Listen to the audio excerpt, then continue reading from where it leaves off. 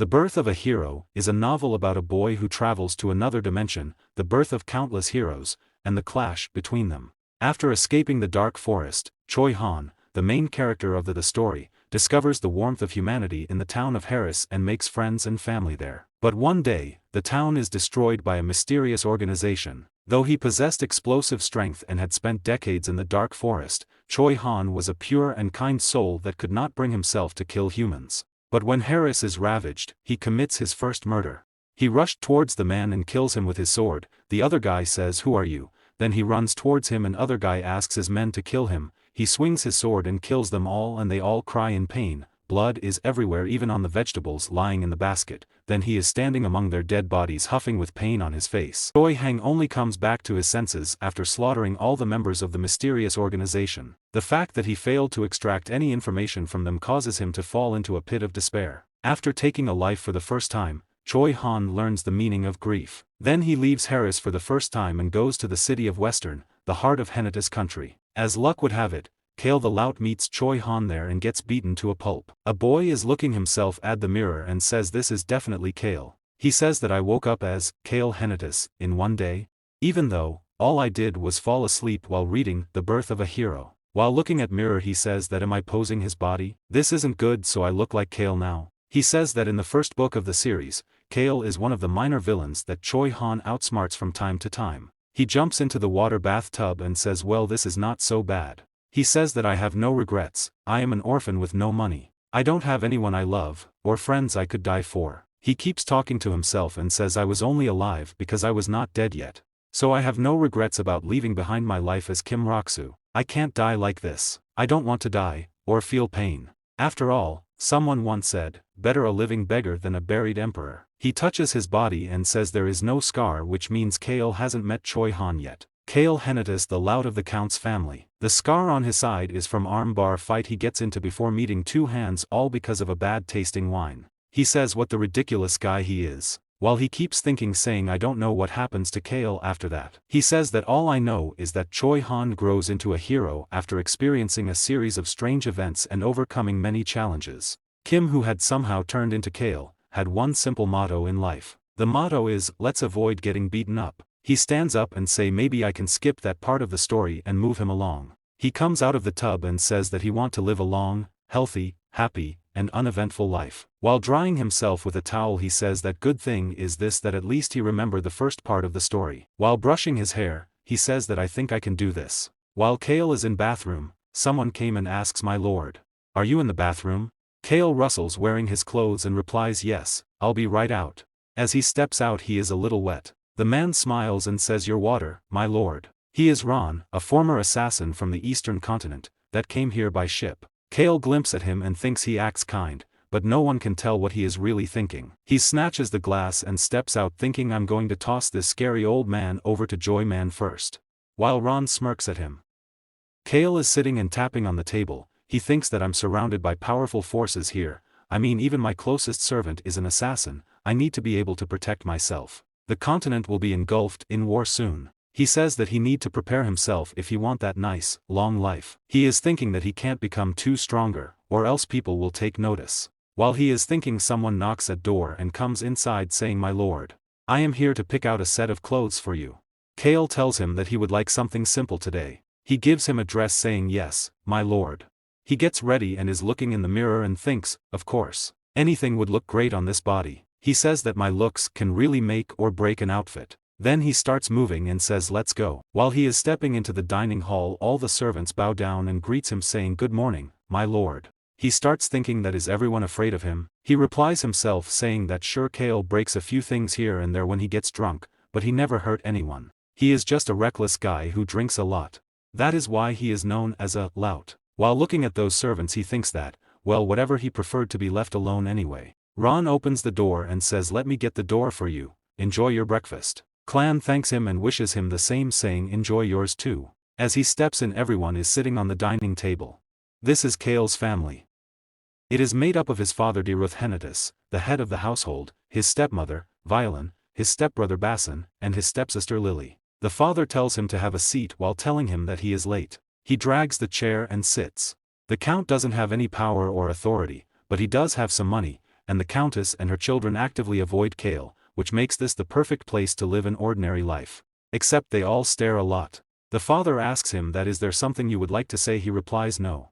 While he starts eating, he is thinking that they all feel uncomfortable around him and he should quickly finish his food and get out of here. Looking at the food he thinks that this is a hell of a sausage. While he is enjoying his food and smiling, Besson is starting him. He is curious that Kale smiled. Kale thinks that what's wrong with him. Meanwhile the waiter served a glass of wine and Basson looks at it and thinks is it wine? Kale picks the glass and starts drinking. He is enjoying a lot while eating. Meanwhile Basson is starting him at thinking that Kale smiled. Kale says that this is delicious. His father says yes, this tastes like gubra. He further says that he is glad to see him enjoying it. He reply that I hope you enjoy your meal, too father. Kale whispers to himself that I love being a lout. No one is calling me rude.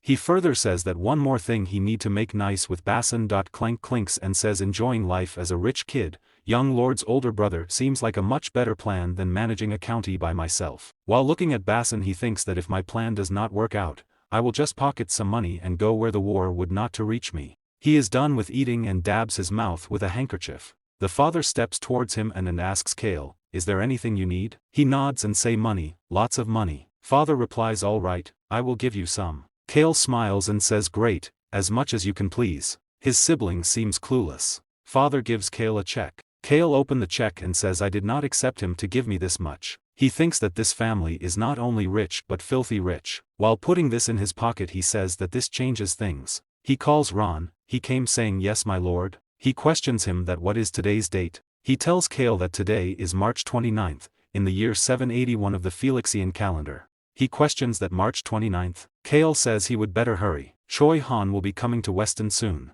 This is another morning and horse cart is moving. There is a sound if screech and Kale steps out of the cart. He reaches a place named as Poetry and Tea House. He turns and orders his man that you may leave now. He questions sir. Kale waves his hand and says don't make me say it twice. The man questions him again saying are you sure, you don't need me? While stepping towards the door he tells him that he will be a while. As he opens the door people are talking and some are reading books. But as he steps in there is silence everywhere and everyone is looking at him. While looking at the man Kale thinks that he must be the owner. He welcomes him. The man is Bilos, an intelligent son if a wealthy family. Clan looks at him and thinks that he looks like a piggy bank. Kale puts the money on the counter and tells him that the third floor is his today. He further says Bilos to bring him some tea, nothing sour. While looking at the books Kale questions him that are there novels here? Or do you only carry poetry books? Bilos tells him that of course, we have novels. He informs Kale that we have a wide selection, my lord. Clan orders him to send up his best thriller along with a cup of tea. He replies yes, my lord. Kale gives him more money and tells him that he is going to order more tea later, so hold on to this. Bilos becomes shocked and tells him that 1,000,000 galleons is far too much. Clan think that this is his chance to flaunt his wealth. Thinking this he gives the money to Bilos and says I am loud, that's your tip. Clan steps up to the third floor.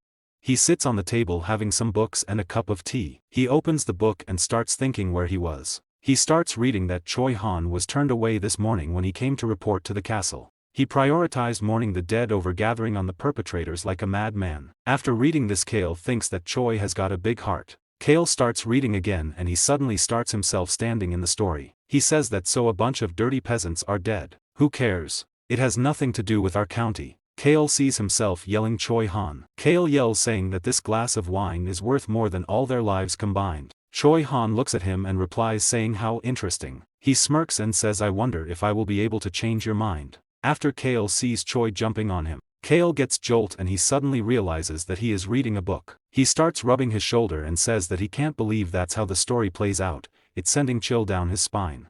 He closes the book and thinks that he should stop thinking about the book. But he again glimpses at the book and says it's Choi Han, are they asking for his identification? While looking at it he thinks that he doesn't have any identity. He glimpses at the book again where Choi Han turns back and says here he goes. He further says that from what I remember, he goes away but then waits until nightfall to secretly enter the castle by climbing the walls. While clinking empty cup on the table he thinks that and that's when he turns into a drunk Kale. He starts walking down the stairs and tells Bilos that he is going out for a while. He tells him to leave his seat untouched. Bilos bows and says yes, my lord. He steps out of the place and slams the door. Everyone in there is shocked that Lord Kale left without breaking anything. While walking away Kale thinks that he can hear them. He further tells himself that he needs to cultivate his strength in order to protect himself against powerful opponents. While walking he says that several wars will break out across the continent soon, so to live long, healthy life I need at least a little bit of strength. He also says that of course, I have to make sure I don't become too strong, otherwise, pain will always find company. He says that there are ancient powers in the world. While looking at the patties he says that among those powers, what he need is an intangible shield like the ones used by mages. He says that today he begin his quest to obtain the unbreakable shield. The shopkeeper became very shocked to see Kale in front of his shop. He gets jolt and welcomes Kale saying welcome, my lord. While looking him in this shock Kale thinks that he is not even surprised. He tells the shopkeeper that he wants bread. The shopkeeper remains clueless and says I'm sorry. Kale tosses money towards him and starts pointing his finger from one corner to another. And he tells the shopkeeper that he wants everything from here to there. The shopkeeper is looking at the rolling money while Kale asks him to pack them up or he can go somewhere else. The shopkeeper again gets jolt and says that he will pack everything as quickly as he can. Kale lifts the bag and starts walking while thinking that things are different here than Korea, this is a fantasy world. While he is walking everyone is staring at him. He glances and starts talking huge steps and thinks that he need to get out of here. Two little children are noticing him. He reaches his place, puts the bag on the ground and take a deep breath. He turns while looking at the city, he says that he made it pretty far up. He further says that the bag is quite heavy, even though it's only filled with bread. He pushes an old wooden door and it cracks. Kale steps in while thinking how old is this place. There is a huge tree, while looking at him Kale thinks that this tree must be centuries old. He hears someone saying don't go near that tree. Kale turns and sees that there is a small girl and a small kid. They are telling him to stay away, it will kill you. They explains Kale, a flesh-eating tree. According to rumors, the people that hung themselves on this tree rotted to pieces overnight. Clan grins and says this the tree he have been looking for. Long, long ago there once lived a girl who served the gods. But was so obsessed with eating that she was kicked out of the temple. And in the spot where she died sprouted a tree. While putting his hand in the bag he thinks that her grief and powers are embedded in this tree. Kale thinks about the tree that it holds the powers of unbreakable shield. He grabs a bread and throws it saying is it here? While the kids are mumbling and telling Kale to stay away. Kale becomes irritated and says there are always people who don't know how to mind their own business. He thinks that he should get rid of these kids first. He stands, the girl says you will die and the boy says that tree eats people. Kale whaps a packet and throws on them and tells them to get lost. The girl fumbles while the boy keeps saying it kills people. Kale gives them a dead stare and asks don't you know that I'm Kale the Lout? They terrifies and run away. The girls keep running while saying that she hopes Kale don't die. Kale came near to the tree again and says all right, let's try this again. He grabs another bread and swaps it and says here it goes. While looking at the hole he says that his hand almost got sucked in, too. The shield was created by the remnants of the powers left behind by the starving dead. While sitting there he thinks that this is an ancient power. He looks at the hole he says that then again, folksy stuff like this tends to be more reliable. Pitch black, he says that he read that it needs to be fed until the shadow fades. The darkness embodies the shadow of the dead. A light will appear once the darkness is lifted. He grips the bag and says so if I can get the light to appear the unbreakable shield will be mine. He empties the bag into the hole and says eat up. There is silence and no reaction from the tree.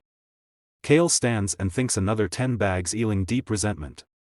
He starts waking and says he will be back tomorrow. Those two kids are sitting and enjoying while eating the bread. Kale looks at them and thinks that they are too scared to go near the tree, but what if they stick their heads in the hole and gets eaten? That would be bad, for them not me. While the kids are staring at him he turns and tells them that if they want more bread tomorrow, don't tell anyone about this. The night is almost there. Kale steps down the stairs. Billows says are you leaving, my lord? He replies yes.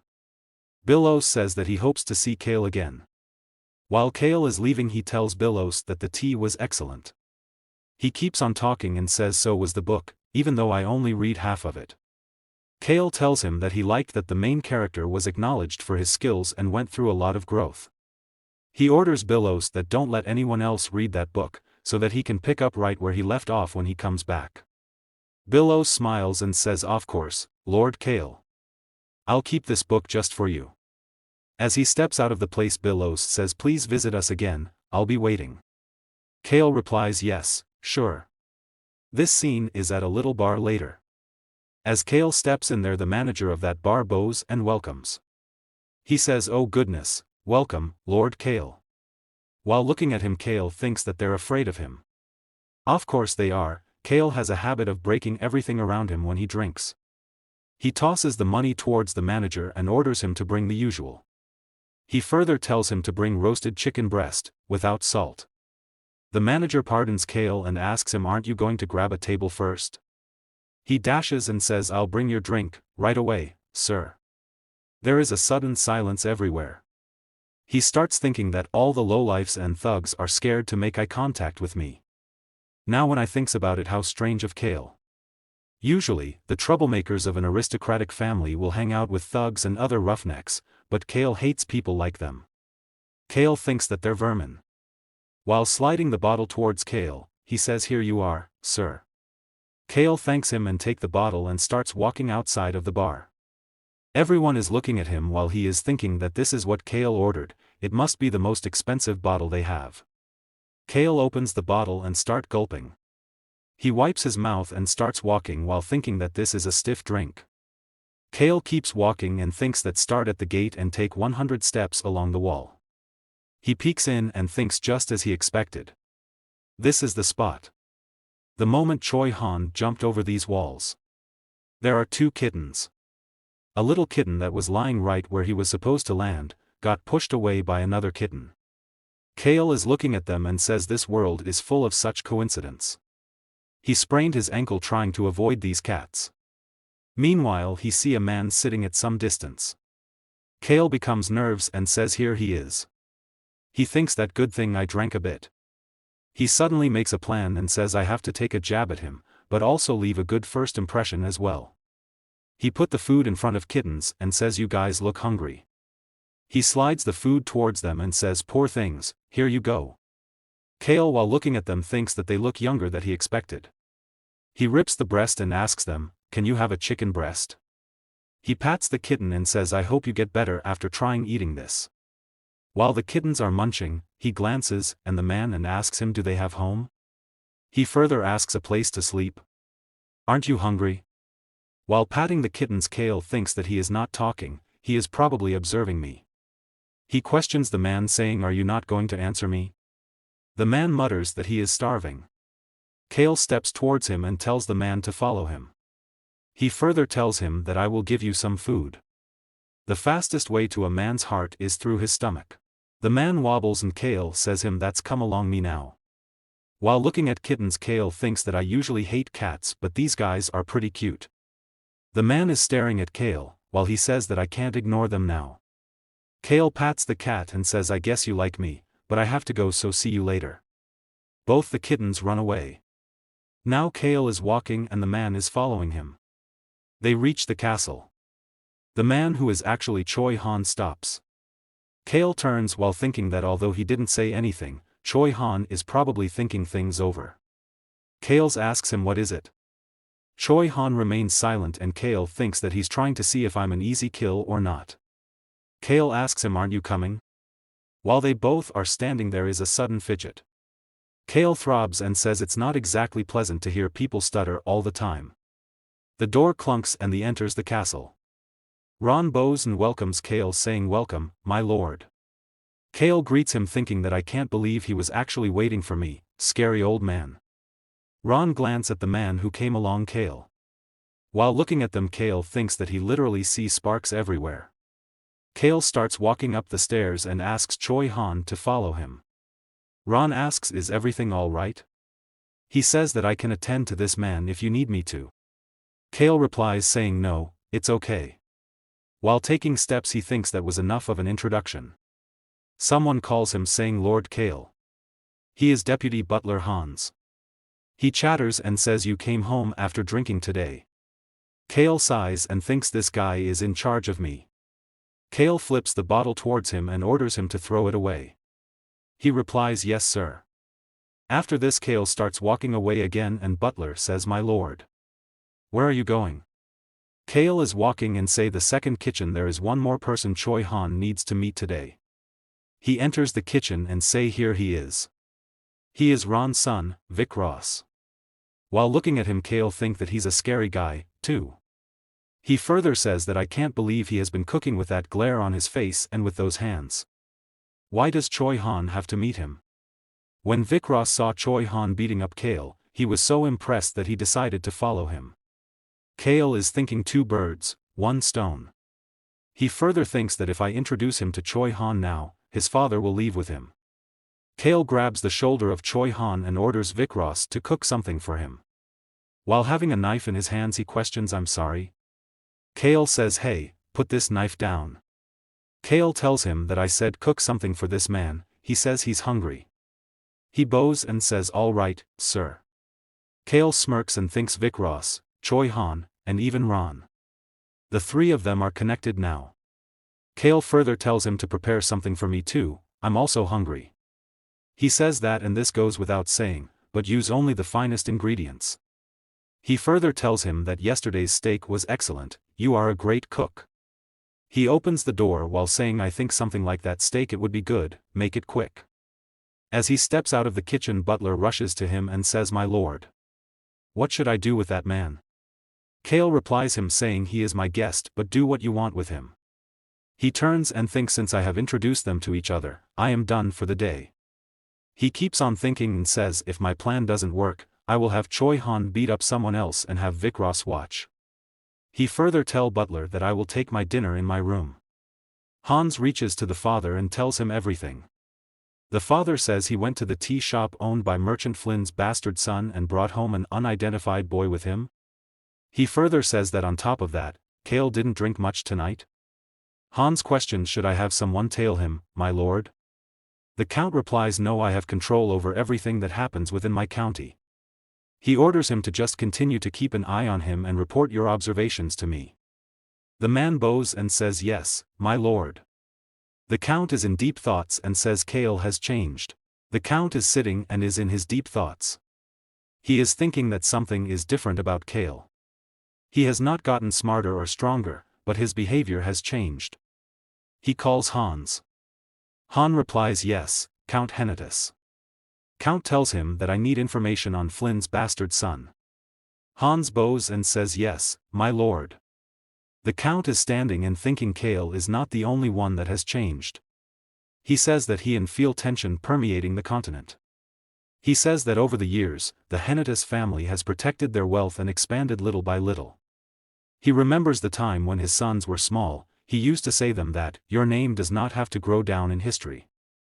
He also used to say them, just strive for peace and happiness. He walks while saying that we must repair the castle walls.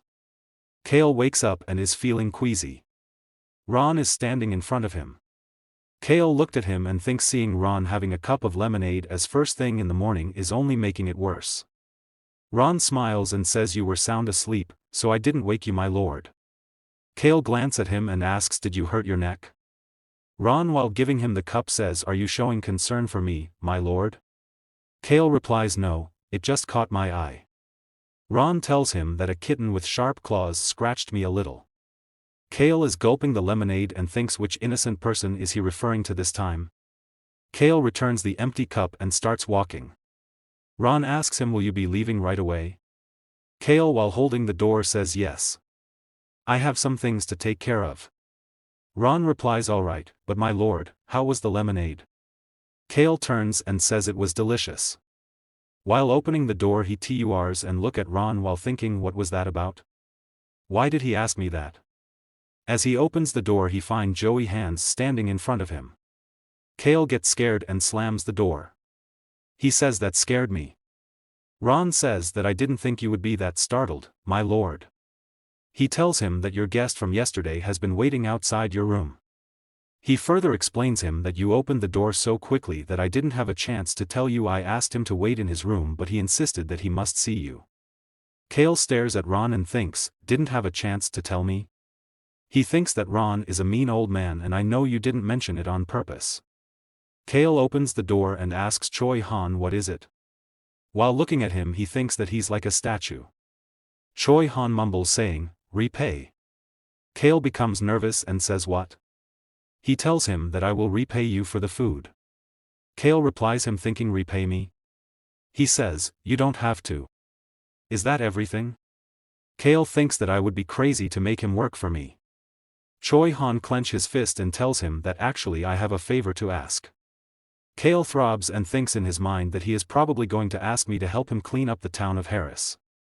He replies him that you don't need to involve me in it. He further tells him that you can ask Hans, he is a competent deputy butler.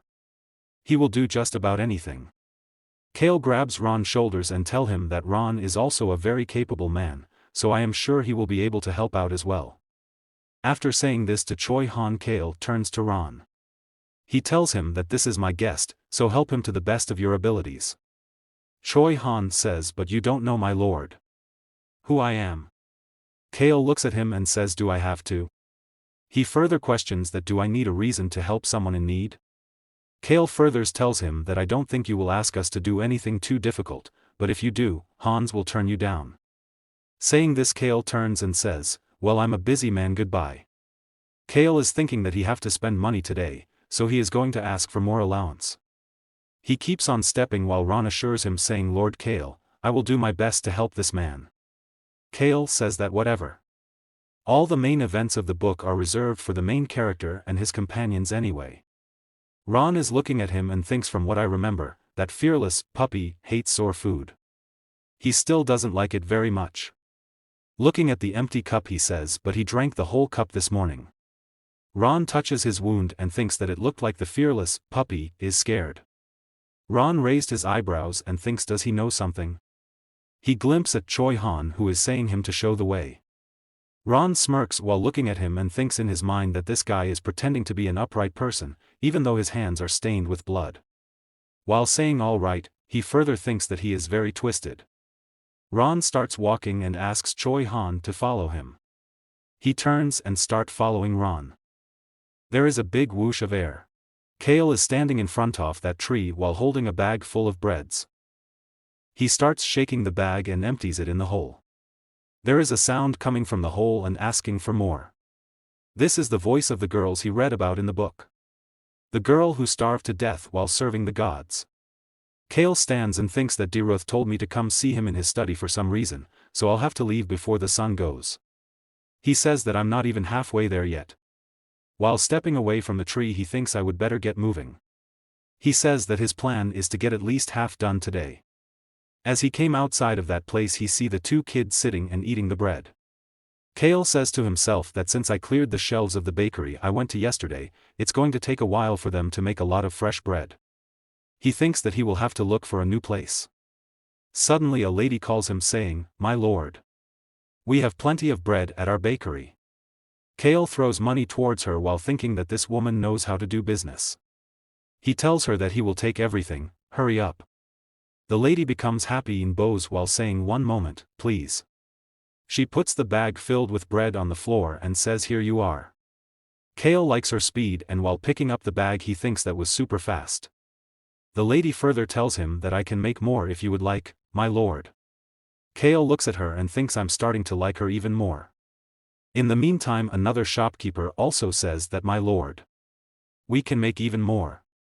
Kale throws money towards him and questions him, is that so? He tells him that I'll visit you bakery next time, have a bag ready. He thinks that I'll be able to collect bread from 3 bakeries tomorrow. He says that I'm happy that things are going smoothly. While he is doing all this Ron is keeping eyes on him. Looking at him, Ron questions himself that what is he up to, has he lost his mind? He remembers the old time and says I didn't pay attention when father said he was an interesting guy, but now I'm starting to change my mind. He thinks that maybe he will be just as interesting as that black-haired fellow. Kale gives the kids a bottle. While looking at it the kids questions this isn't bread. They further say it's not cake either. Kale asks them to move over. While the boy blocks his way saying you can't die, master. Because Kale Kim Roksu was an unremarkable orphan, many people pitied him. While looking at the kids he thinks that, does anyone need a reason to pity the poor? The boy's leg is hurt, he says that he used to take that the wrong way, but I understood what it meant once I become an adult. While looking at them he thinks this is annoying. He says that I hate seeing a hurt kid, but I don't plan on taking care of them either. He tells the kids that he won't die. Kale comes close to the tree. There is a sound like someone is asking for more, saying give me more. Kale shakes the bag into the hole and empties it. Kale stands and looks into the hole. He says that the hole is not as dark anymore. I guess I got my money's worth. As he turns, he questions himself, did the kids go away? Kale whimpers and thinks, I feel much better now that I can't see the child's hurt leg. He starts waking, and at some distance there are those kittens. He looks at them and thinks they're the kittens from last night. I'm sure they don't remember me. He shoo them and says I should not make more trouble for myself. He comes to the castle and reaches to the count. Kale and Basin both are standing in front of the county. Kale questions, could you say that again, please?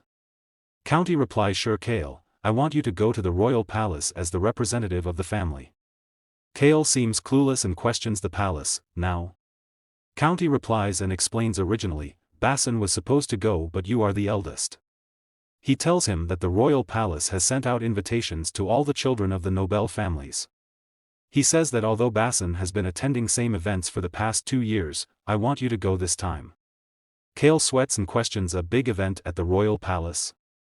He remembers what he has read in the novel, starts thinking about the terrorist attack at the plaza. In the novel, the mysterious organization carries out a terrorist attack at a plaza where many residents of the capital city are gathered. Choi Han stops about half of the attack and saves countless lives. Because of this, he becomes acquainted with the royal family and ends up befriending the crown prince. He is getting goosebumps again. He thinks that he can't believe he have to be there during the attack. He peeks at Basin that thinks normally he goes to these official events, should I send him instead?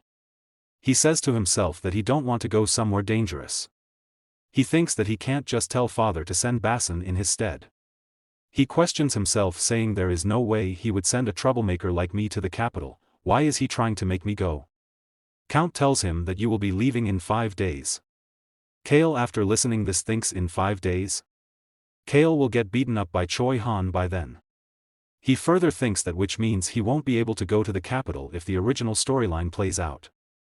Count says that before Basin started attending these gatherings, you used to go to them. Try to remember what that was like. Kale replies, father, this all of a sudden for me.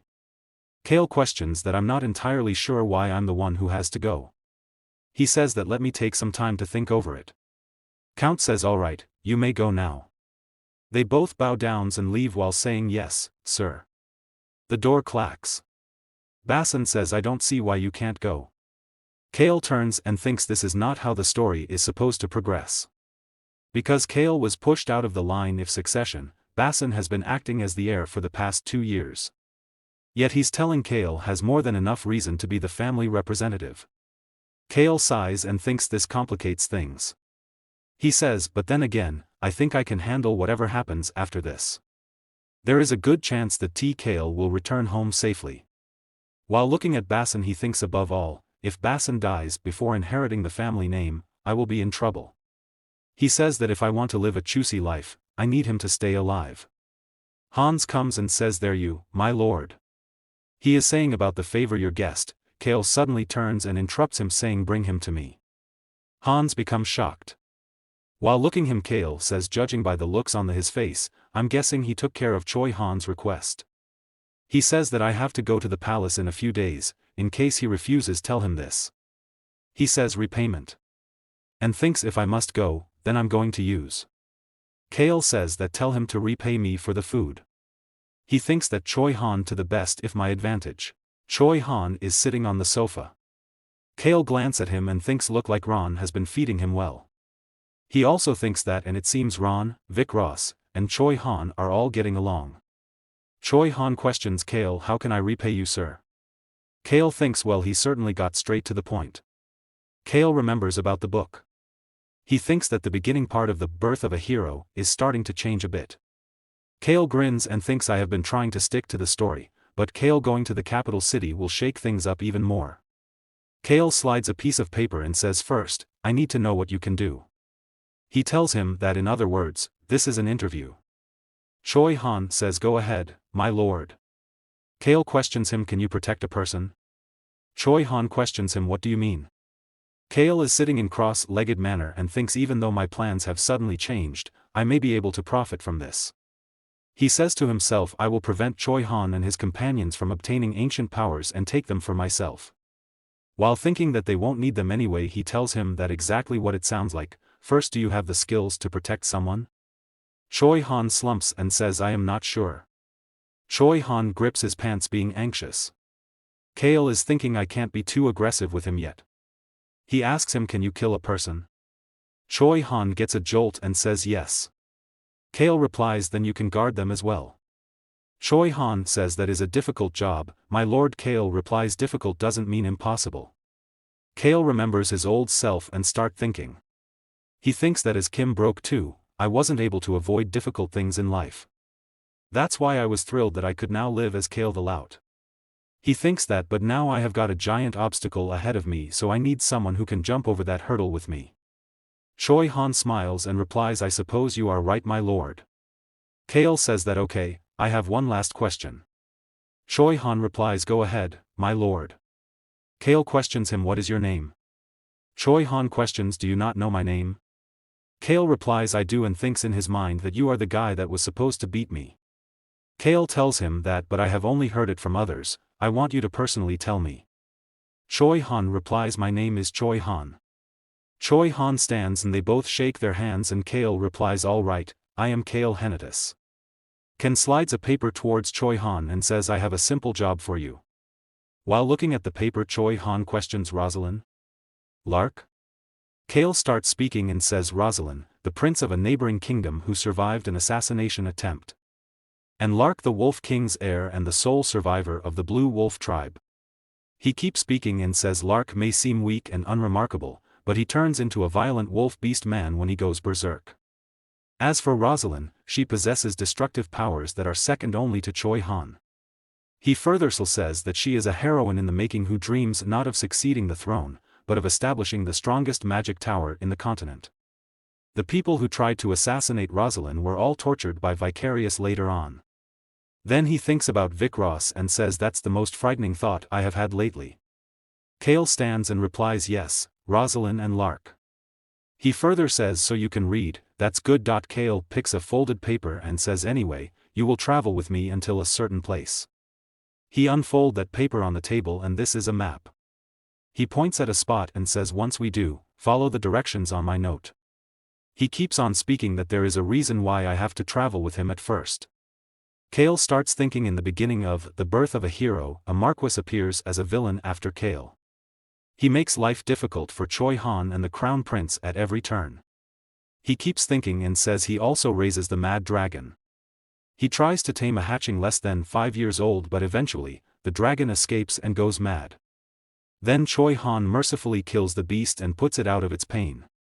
Kale thinks that I can't believe I have to travel through the village that will be attacked by that mad dragon, but if I take a detour I will arrive at the capital late. He thinks that I have to either make Choi Han take care of the dragon first, or free it before it goes crazy. He asks Choi Han to bring the 2 people on that list to the capital. Kale says that's all I want in return for the food. Choi Han glances and says, do I have to protect these people? Kale replies, do what you want, but you must come to the capital. He further tells him to make sure to show up in one piece, too. Kale questions, can you at least protect yourself? He further questions Choi Han that why aren't you answering me, can you do it too? Han nods his head and says yes I can. Kale sighs and thinks I should have done this over drinks. He raises his hand and says you may go now. He further tells to Han that everything we talked about today is between us, you know that right? Choi Han smiles and replies, I know, my lord. Kale comes to his father and says, Father, I need money. The count replies, all right, I will let the manager know. That the count gives him an allowance. Now Kale is laying on his bed and looking at that allowance. Kale thinks that money really is the best. In the meanwhile Ron comes in and says, my lord. This is honey lemon tea. He further says, my son made it especially, for you to have a good sleep. He smiles and says, remember that I am always here beside you. Kale thinks that old man, now I am wide awake. While remembering the face of Ron, he thinks that he should send them away with Choi Han. Kale is walking and says, "I felt like I watched a horror movie this morning."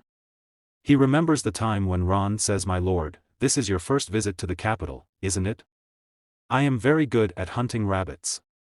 Ron also says the trick is to keep a careful eye on them because you never know when they might run away. After you make the kill you must gut them. Ron smirks and says, "Which is something I'm very good at." He further thinks, "But I'm glad that Ron and Vic Ross are coming with me to the capital." The shopkeeper comes to Kale and says, "My lord, you are early." Kale questions him, "Where is the bread?" Meanwhile he is thinking he is certainly getting more comfortable with me. The shopkeeper replies, "Everything is ready, of course." He further says that, "Is this really your last order?" Kale replies, "Why do you want to make more money?" The shopkeeper replies, "Yes, I do." Kale grins and pats his shoulder and says, "I will visit again if I'm craving pastries." After saying this, Kale picks the bag and starts moving. On his way he sees those two kids sitting and staring him. Kale looks at them and thinks, "Are they homeless? Looks like they've been waiting for me." He extends a packet of breads towards them and says, "Here you go." The kids hesitate a little bit but then grabs. After this Kale starts moving. As he reaches close to the tree he thinks that, "I'm glad it's foggy today. No one will see what I'm up to, or what I'm about to get from this place." Kale opens the bag and starts throwing the breads into the hole. There is again a sound coming from the hole asking for more bread. Kale opens other bag and empties them into the hole. Suddenly the hole shines. While looking at it Kale grins and think it is turning white. "I guess this wasn't all for nothing." Suddenly there is too much noise and the woman is asking for more. Kale, while covering his ears, thinks the book never mentioned this. The woman says, "Bring me more and I shall bestow upon you a gift."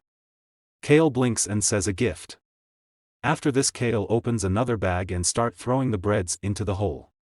He says the hole should become totally transparent after this. There is a flash coming outside from the hole and the woman is saying, "It's so delicious."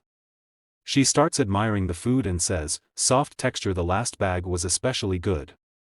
I guess food improved with time." The woman keeps chattering and says, "Anyway, the third bag was my favorite." She further says, "Back in my days we didn't have a word for bread." She says, "I could tell the wheat was grown on good soil. Not all wheat bread tastes the same. You get what I'm saying, right?" Kale flinch and thinks, is this how she kept people from obtaining this power? After this the woman says, "I'm stuffed now, the bread was so good." Kale nods and says, "I feel like food wasn't the problem, more like she had to bottle up everything she wanted to say." The woman keeps talking and says there wasn't anything like this in the olden days. She tells that those jerks from the dark forest only gave me horrible stuff and then they kicked me out for there. What a load of crap. Kale nods and thinks, I need the ancient power, so I must listen to what she has to say. The woman further says, that is when my colleagues and I left with the hopes of correcting the world. I don't think I will ever be able to give up food like this, even if I put on weight. It is so unfair that I died eating dirt. Kale think, I guess she's done talking about her past. Women replies her saying, yes, that was a very specific and impressive food review. He further tells her that, but you were a bit loud. She replies, thank you, you appreciate my critic. You are a nice guy. Kale thinks, so it does understand me.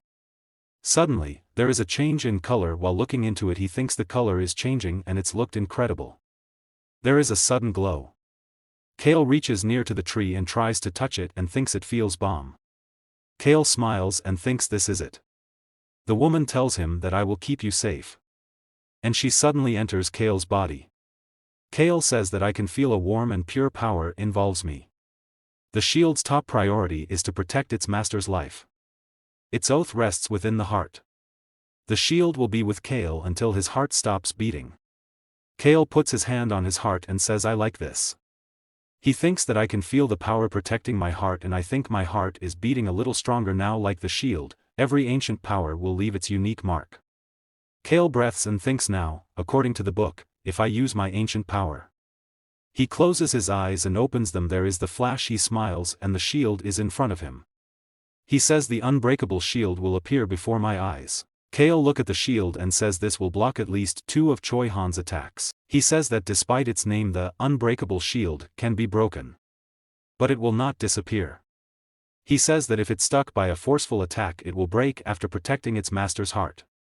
Then the power of the heart will gradually restore the shield. A beating heart is what gives the shield its power. The stronger my heart is, the stronger the shield will be.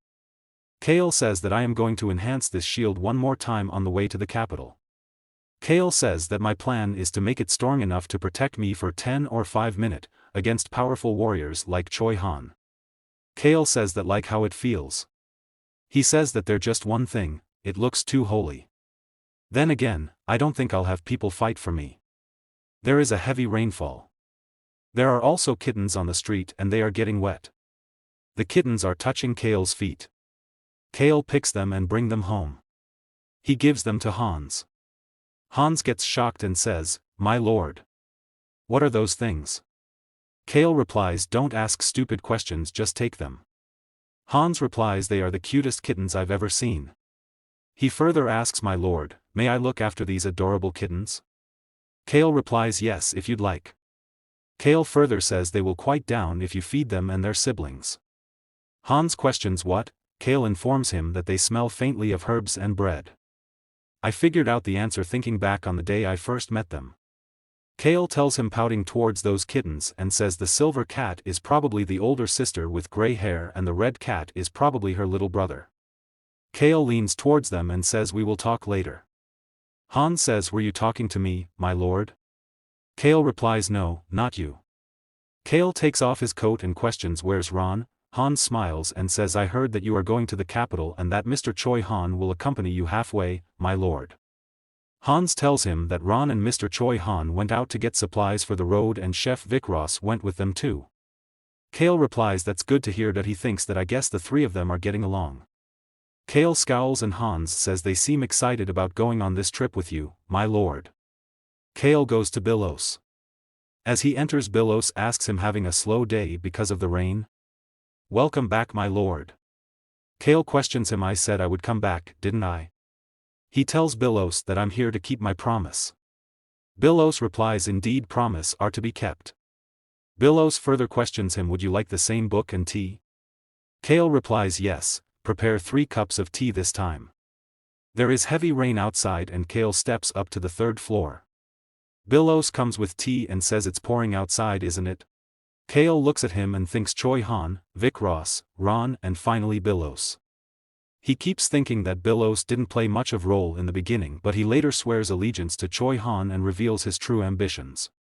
The key word here is, reveal. He wanted to be acknowledged as a son and a brother.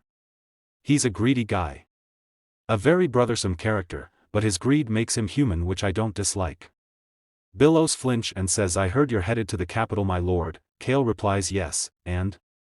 Billos smiles and tells him that I plan on going there as well. He further says that I guess I'll be following you there. Kale says it makes sense if he wants to meet Choi Han. Billos smiles and thinks, "You seem to have changed, my lord. You are nothing like your reputation." Kale replies, "You mean my reputation as a lout?" Billos replies, "Correct, haven't you always been one?" Kale drops the cup and says, "Maybe I should have shown up drunk and smashed something." Billos. Kale stands and says, "You can't call your father, father, or your brother, brother. Are you going to let yourself be defined by the fact that you're an illegitimate child?" Kale asks him, "Are you happy with your place in life?" Kale further says, "Surely not. I have been a troublemaker of my family for about a decade, since I was 8 years old." Kale says, "But Billos, if you've done something for 10 years it's okay to move on to other things." Kale further says, "I can't be a troublemaker forever. Don't you feel the same way?" Billos laughs out loud and thinks I'm sick of all this too. Billos and Kale is sitting in front of each other. Billos says, "I'm sick of all this, too." Kale says, "That's what I thought." Billos stands and says, Then I will see you at the capital, my lord." Kale waves and says, "I doubt that." Kale thinks that I can't have Billos meet me at the capital because he is going to end involved with Choi Han. Billos, Ron and Choi Han are looking at each other. Billos turns and other 2 steps towards Kale. Kale looks at them and thinks that they ran into each other, just like they did in the book. Kale says that I knew you would along, Ron. He further says that Hans told me that Vic Ross also went with you. Kale thinks that I'm guessing he went back to work. He does have a strong sense of responsibility. Ron looks at Billos and asks, "My lord, are you close with the owner here?" Kale replies, "Not really." Ron questions, "Is that so?" Kale thinks, why does he want to know? He says that I get anxious whenever he asks me a question. Choi Han says, "I guess the rumors are just rumors after all." Kale thinks about what is he talking about. Billos comes and says, "Here's the tea you ordered, my lord." Billos questions, "Should I serve it to these men?" Kale says yes. Kale tells them that I ordered some before you guys got here. Billos puts the cup on the table and Kale says, "Hot lemon tea." Kale looks at Ron and tells him that I ordered it especially for you, Ron. Kale says, "I assume it's your favorite, since you keep giving it to me." Ron looks at Kale and did not reply. He remembers that time when he used to give Kale lemonade saying it will help you sleep. He also remembers the time when he gives Kale honey lemon tea saying, "My son made it especially for you." Choi Han thanks while Ron remains silent. Ron grabs the cup and take a sip. Kale look at him and thinks he didn't even react to what I said. Suddenly, there is a sound of clack. Choi Han glimpses at asks, "Can you quiet down a bit?" Ron looks at him and thinks about the fight they had. He thinks that after that fight, Vikros kept asking him for a duel. While remembering Choi Han's face he thinks, but that merciless bastard told my son that he is going to become a protector. Choi said that night that Lord Kale told him that even he could do it. Ron further thinks that was surprising in and of itself, but I just heard something even more fascinating at this tea house. Kale smiles and thinks I can't be a troublemaker forever. Ron raised the cup thinking things are getting interesting. Choi Han says the tea is very good, my lord. Kale thinks that there is a tension between them, but they always stick together. Kale remembers the novel. In the novel Ron and Choi Han's relationship was contractual, but they made sure to respect each other's boundaries, even though some parts of the story have been altered. Kale says that I guess they still have a similar relationship.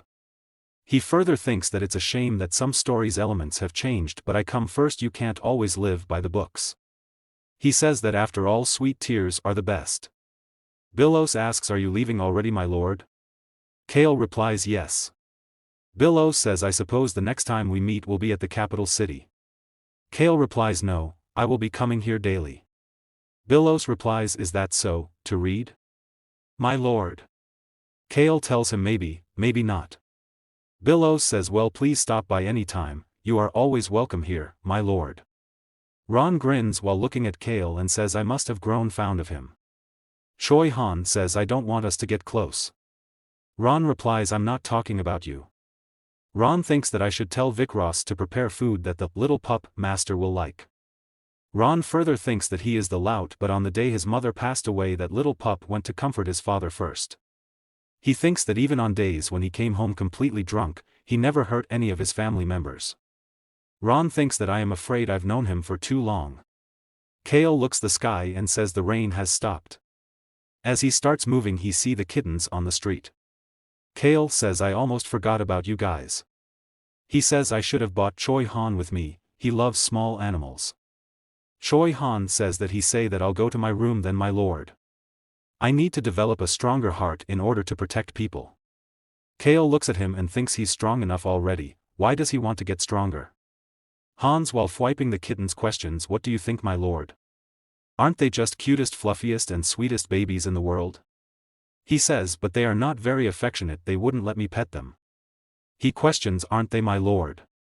Han is beneath the cats now. Kale looks at him and thinks anyway, the cats look totally a home like they've always been here. He questions, "Did Hans cast a spell or something?" Hans peeks in and says, "Hurry up and go. My lord, please call me if the cats need anything at all." Hans says, "I see a clip their nails and brush their coats." He leaves saying, "I will attend to you now, my lord, I'm going to wash up." Ron looks at them and says, "It looks like you're from the cat tribe." He says, "Is the silver one is fog and the red one poison?" Ron grins and says, "Since cat people are nimble and have good reflexes, they'll prove useful with a bit of training." While putting his hand forward he says I should prepare a parting gift for the little pup master. Kale is standing while both kittens are following him. Kale asks them, "Are you going to keep following me?" The kitten starts rubbing his feet.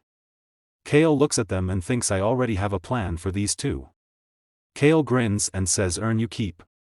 The kittens are meowing. Kale says don't meow talk. Kale sits and kittens came closer. The girl says I want meat, I am still hungry. The boy says I want cake. Kale smiles and says I will keep you well fed, you know that. The kittens looks at him and says we will do it. This is 4 days later and everyone is on the table while having lunch. The count says Kale, you're leaving for the capital today, but you don't seem nervous. Kale lifts his food and while eating he thinks that according to the book, on a rainy day which was yesterday I was supposed to have gotten brutally beaten up by Choi Han. Kale smirks and says but that didn't happen. He remembers the shield and thinks that now that I have the unbreakable shield, I can always feel it protecting me. Kale picks the glass and while drinking he thinks that even if things go wrong with people like Ron and Vic Ross, I will be able to protect myself, at least once. After thinking all this Kale says Father, I asked for fewer attendants, but the number went up again. Father is about to speak something and Mother interrupts. She tells him that was my doing. While picking the glass she further tells Kale that if you show up with only a few attendants, people might think we don't have enough servants. She further says that I didn't do it because I thought less of you. Kale shakes the glass and there is a sound of slosh. Kale says especially aristocrats are concerned with keeping up appearances. Kale is looking at her stepmother. The eldest daughter of a poor baron, Violen dreamed of running her own caravan someday. She first started out by selling luxury items to aristocrats. And then became interested in sculpture when she came to Henitus. Then she met Count de Ruth Henitus and fell in love with him. Now she plays a central role in Henitus' cultural enterprise. Violen takes great pride in her own life, and she is very proud that she is part of the Henitus family. Violen says many people think that appearances are everything.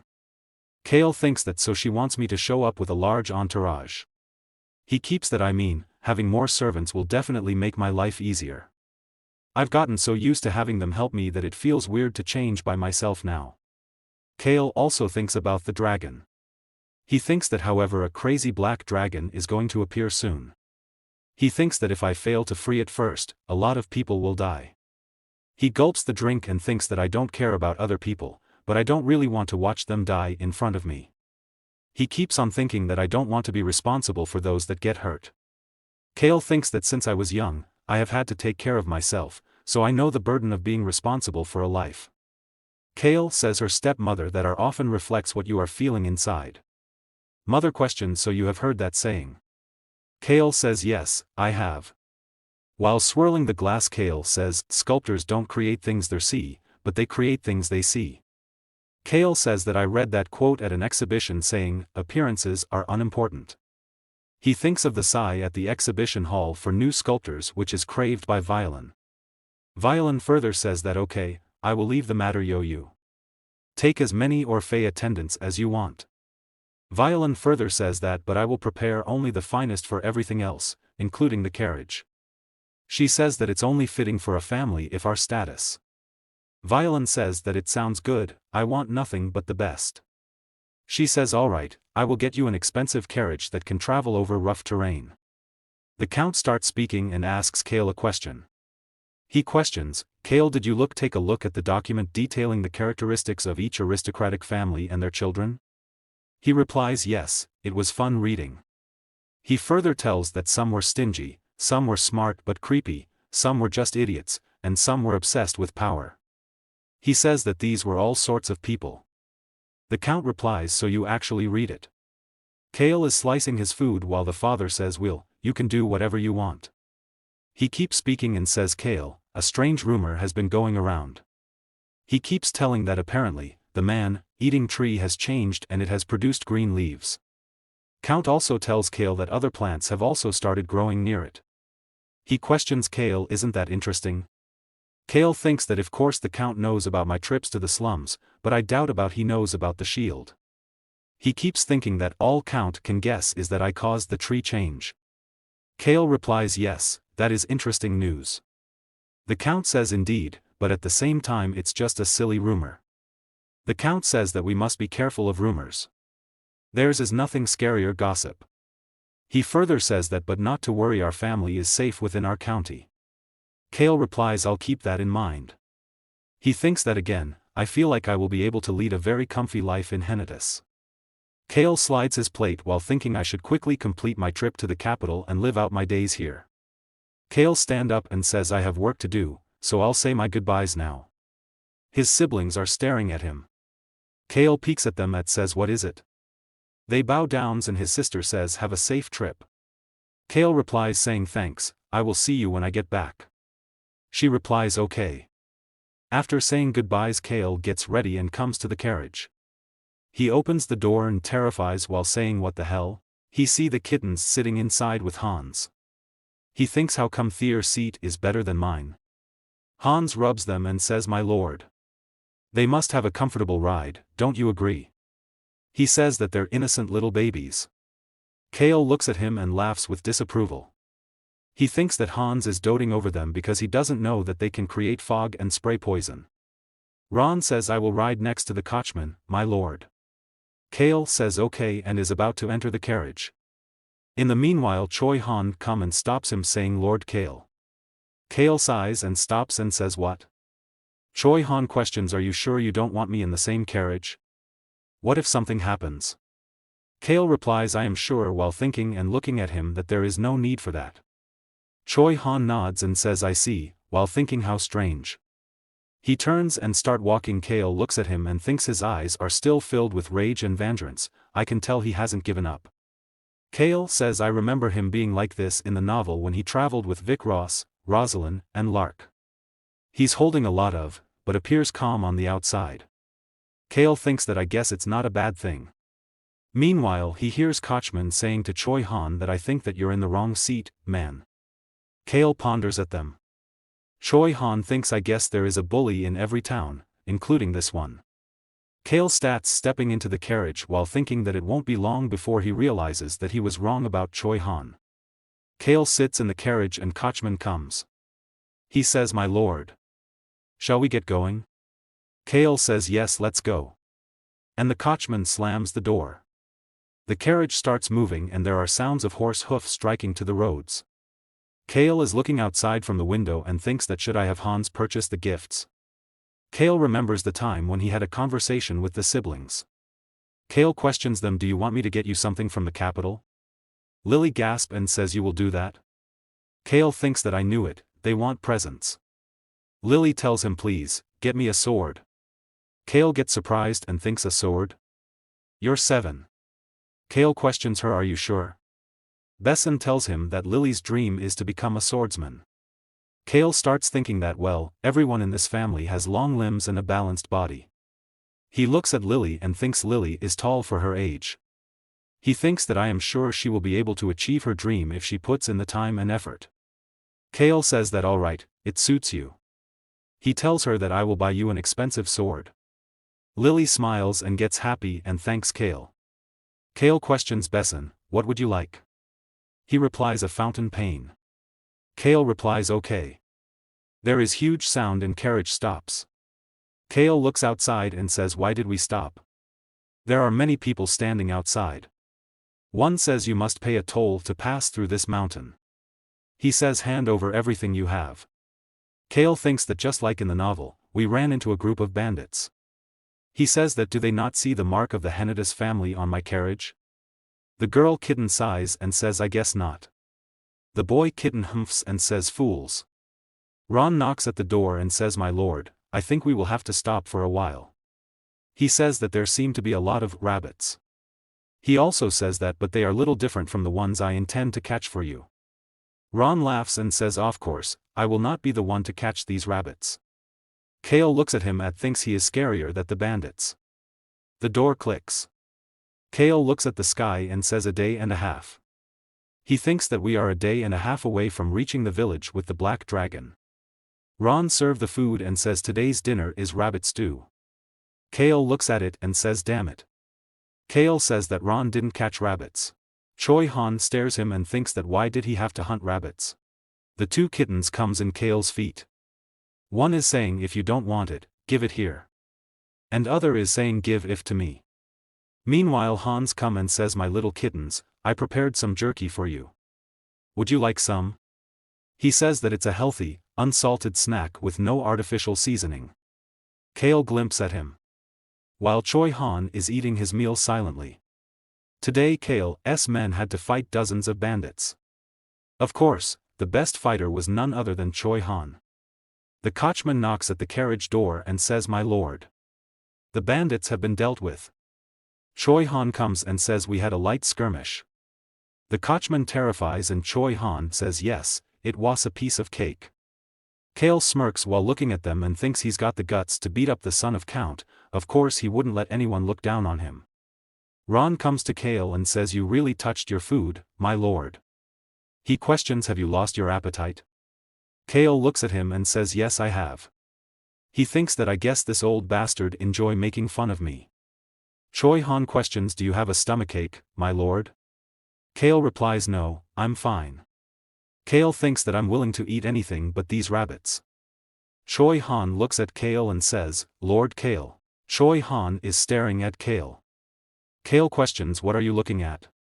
Choi questions, "Was that your first battle?" Kale says, "What battle? Are you talking about the bandits?"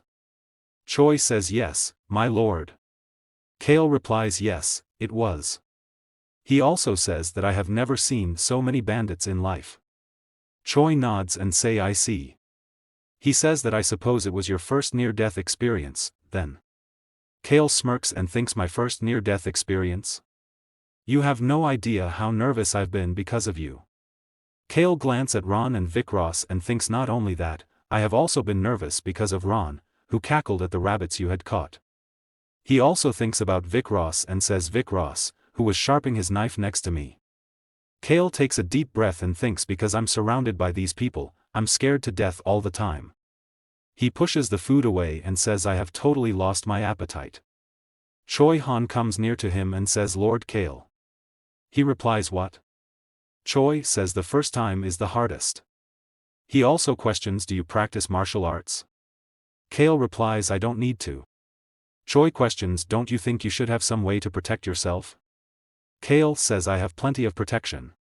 He points towards his people and says, "Don't you see all those men?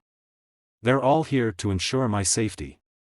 He puts his hand on high heart and says, "And that's not all, I trust my heart." He grins and says, "I will survive."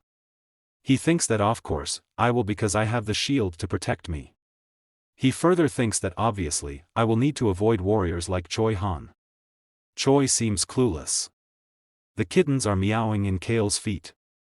Kale says, "What's wrong with them?" Choi turns and says, "Then I shall go practice my swordsmanship." Kale says, "But you just ate." Choi grips his sword and says, "I must grow stronger." Kale gets chills and thinks, is he trying to destroy the planet or something? He thinks what a scary guy he is. While he is thinking, Vikros serves him good food saying, "Enjoy, my lord." Kale takes it and says thanks. Ron steps towards him and says, "When you don't have an appetite, sour food like lemonade can help you, my lord." Kale ignores and starts eating. A man shouts and says, "Everyone listen up." He shouts, "If you're all done with dinner, our evening training session will begin shortly." Kale looks at him and thinks, trying to keep up with Choi Han. The carriage is moving. Kale says, "Only 3 days left." He thinks that in 3 days, the Black Dragon will start its rampage. This piece of land next to Hennidas County belongs to a viscount's family. They own a vacation home at the foot of the mountain that sits to the right of the village. And the Black Dragon is trapped inside a nearby cave. Kale further thinks that the house may belong to the viscount, but he is a loyal servant of Marquis Sten. The Marques's second son, Vignan, who became the heir by crippling his older brother, also visit the palace from time to time. While thinking about him, Kale thinks that if that psycho hadn't tortured the dragon out of boredom, this area wouldn't have been in danger if getting wiped out. Kale sighs and Hans flinch looking at him. Hans says, "My lord, you must be tired. Mr. Choi and I will go find an inn right away." Kale says, "Sure." Hans says that it won't take long. They stop and Hans is talking with Choi. Kale calls Choi Han, he says yes. Kale says, "Make it quick." Choi smiles and says, "Yes, my lord. We will be back soon." Kale thinks that his reaction is making me feel iffy. Kale thinks that it's like I have handed him a poisoned apple with sweaty hands. After this, the carriage starts moving. An old man is crossing the road. Choi Han rushes and runs to save him from getting hit by the carriage. Kale thinks that I hate tropes like this. Choi reaches to the old man, grabs him and save him from getting hit by the carriage. Kale steps out of the carriage. The coachman asks my lord. Are you going to go yourself? Kale replies yes, who else is there but me? He tells him that it's him, you typical authoritative aristocrat, Vinian Sten.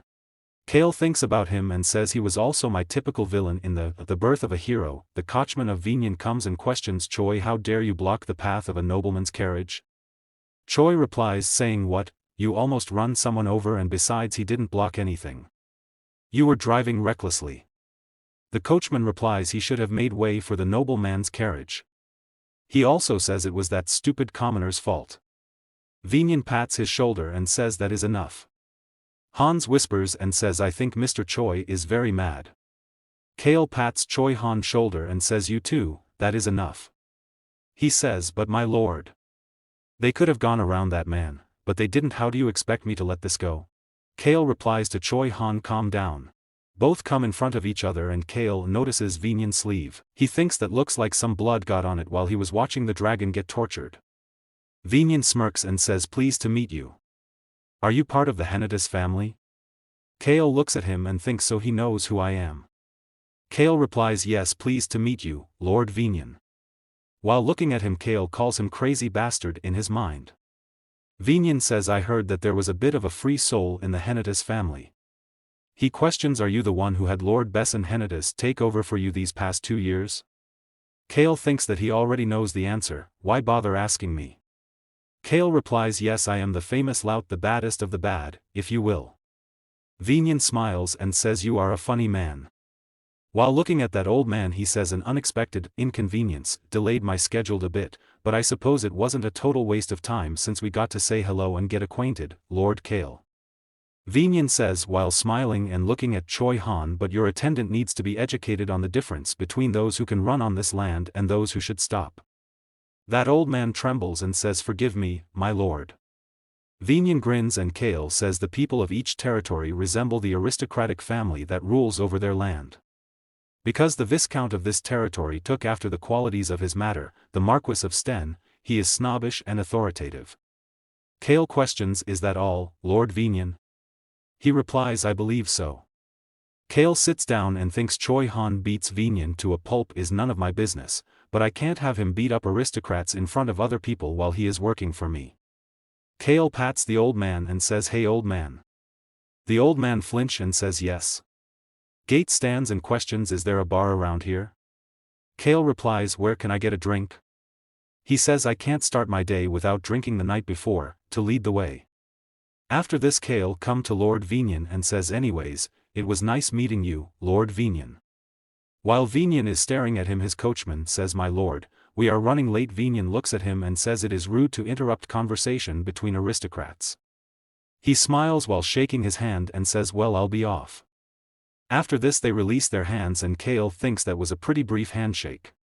Kale says if we run into each other at the capital city, let's have a drink. He further says you seem like a great person.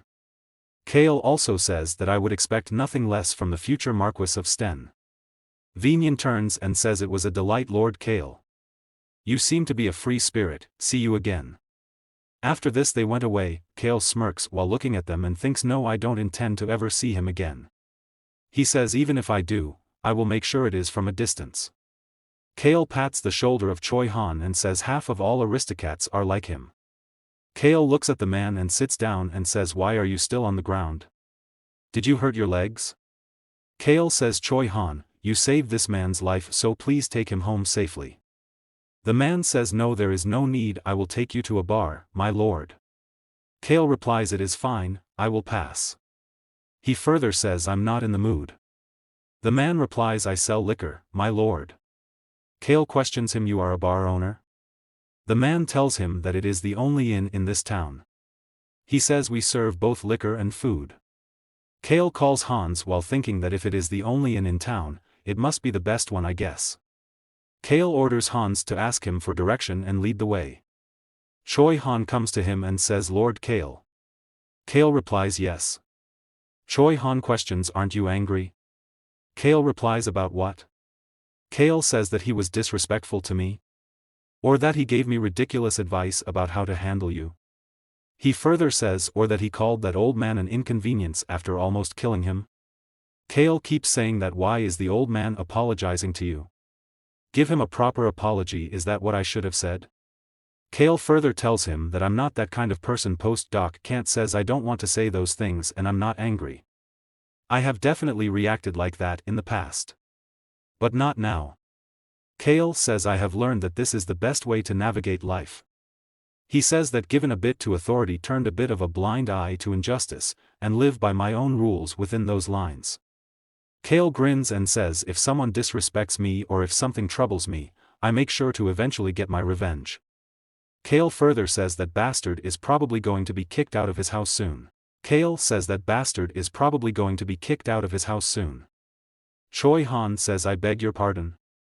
Kale grins and says because I'm going to steal his dragon. Meanwhile they reach the inn and the old man says this is our finest room, my lord. They enters the room and Kale says not bad. The old man says we have never had an aristocrat stay with us, I hope you can forgive our humble offerings. The old man is too nervous and anxious. While looking at him Kale thinks although there is nothing wrong with being polite, I get uncomfortable when someone is too polite. Kale pats his shoulder and says hey old man, I don't like it when people abuse themselves in front of me. He says travelers stay here on their way to and from Anitos, it is a perfectly fine establishment. The man says my lord, are the people of Henitus as kind as you? Kale smiles and says don't be ridiculous, I am the biggest loud in the county. Kale turns and says most people have a better personality than me. Kale says now get back to your work. The man bows and went away. Kale thinks that bow, did he not understand what I just said? Suddenly someone knocked at the door. Kale while taking off his coat says come in. Hans come in and says my lord, this is all you wanted, right? Kale replies yes, give it to me. Hans extend the box towards him and is staring at it. Kale thinks that it looks like he really wants to know what is inside. Kale says a butler should not let his emotions show. He replies actually, a butler should be completely transparent with his master. Kale says you're a funny guy, aren't you? He replies I am, my lord. Kale says get out. He replies yes sir. Before leaving he questions will we be staying here for about 3 days, my lord? Kale replies yes, I will leave it to you to handle everything. He says understood. Kale taps the box while thinking other than Ron Hans is the most comfortable with me. He says he's afraid of me but he doesn't let that bother him, he has got a lot of guts. The girl kitten questions what is inside that box. The boy kitten says I wanna know. Kale opens the box and says this will save a poor beast, mess with a rude man, and help protect me.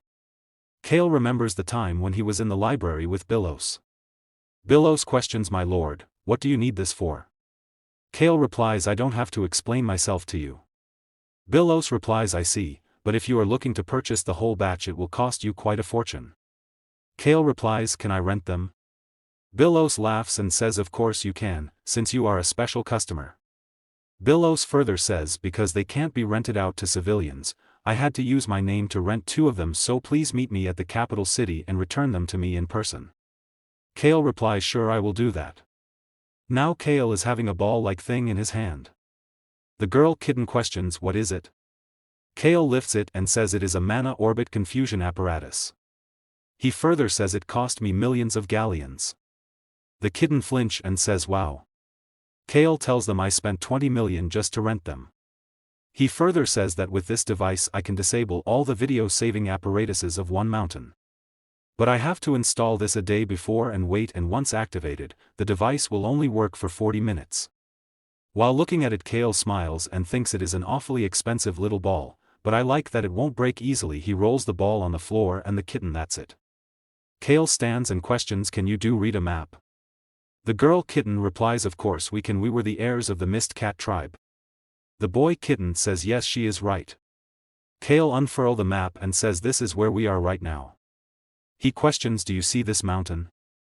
Before this is if you go to the east of it you will see a house, but don't go near it, make sure to stay out of sight. Kale further says that anyway, behind the house is a cave and we are going to break a mistreated kid, get out of there. The boy kitten questions a kid. Kale replies yep, he is younger than you. The boy kitten questions he is younger than me. Kale replies yes, he is 4 years old. The girl kitten raises his hand and questions, so we are going to save his life. Kale replies no, we are just going to get him out. He ties the ball in a little bag and says so go there in your cat form and bury this ball in the mountain. He ties the ball in the girl kitten's neck. She questions where should we bury it? Kale glances out of the window and says anywhere will do. The girl kitten questions anywhere? He replies yes.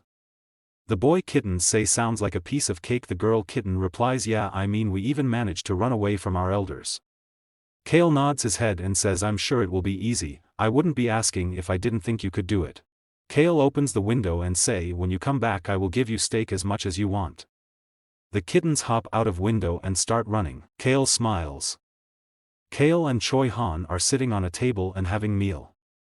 Kale takes a sip and thinks this lemonade is growing on me. Choi Han questions is something wrong, my lord? Kale while putting the cup on the table says have you ever seen a dragon? Choi Han questions a dragon?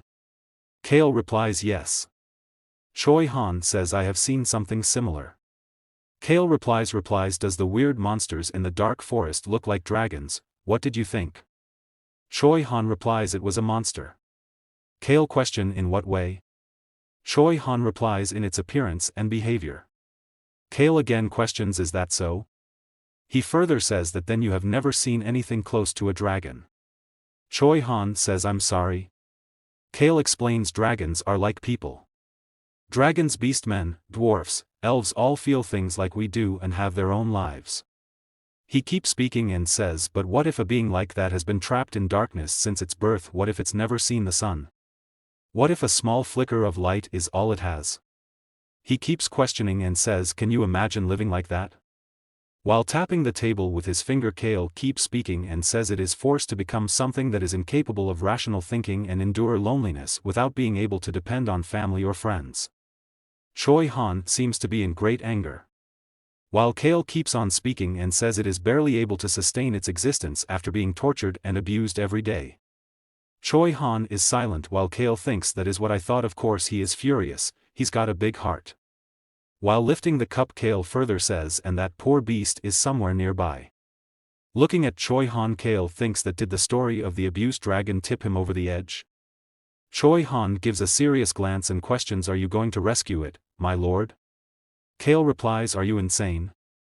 Why would I do that? While sliding the cup Kale says that it was abused by humans, there is no way in hell it will come along with me. He further says that I'm sure it is full of distress and anger. Kale explains that besides, I heard that dragons think they are superior to other beings and that they are born arrogant. Kale further tells him that most importantly, if I raise the dragon I have a feeling that I'm going to get mixed up in something complicated. Kale further says that there are only about 20 dragons in total in both the eastern and western continents. So if I were to take one, I would be telling everyone that I intend to stir up trouble. Choi Han questions what then? Kale replies what do you mean? He says isn't it obvious? Kale says the dragon must be free to live its own life. Choi Han says so should I go save the dragon, my lord? Kale stands and says yes, you should go help. Choi Han twinkles and says I'm ready, I am ready to do anything you ask my lord. Kale smiles and says take it down a notch, I don't want to kill anyone if I can help it.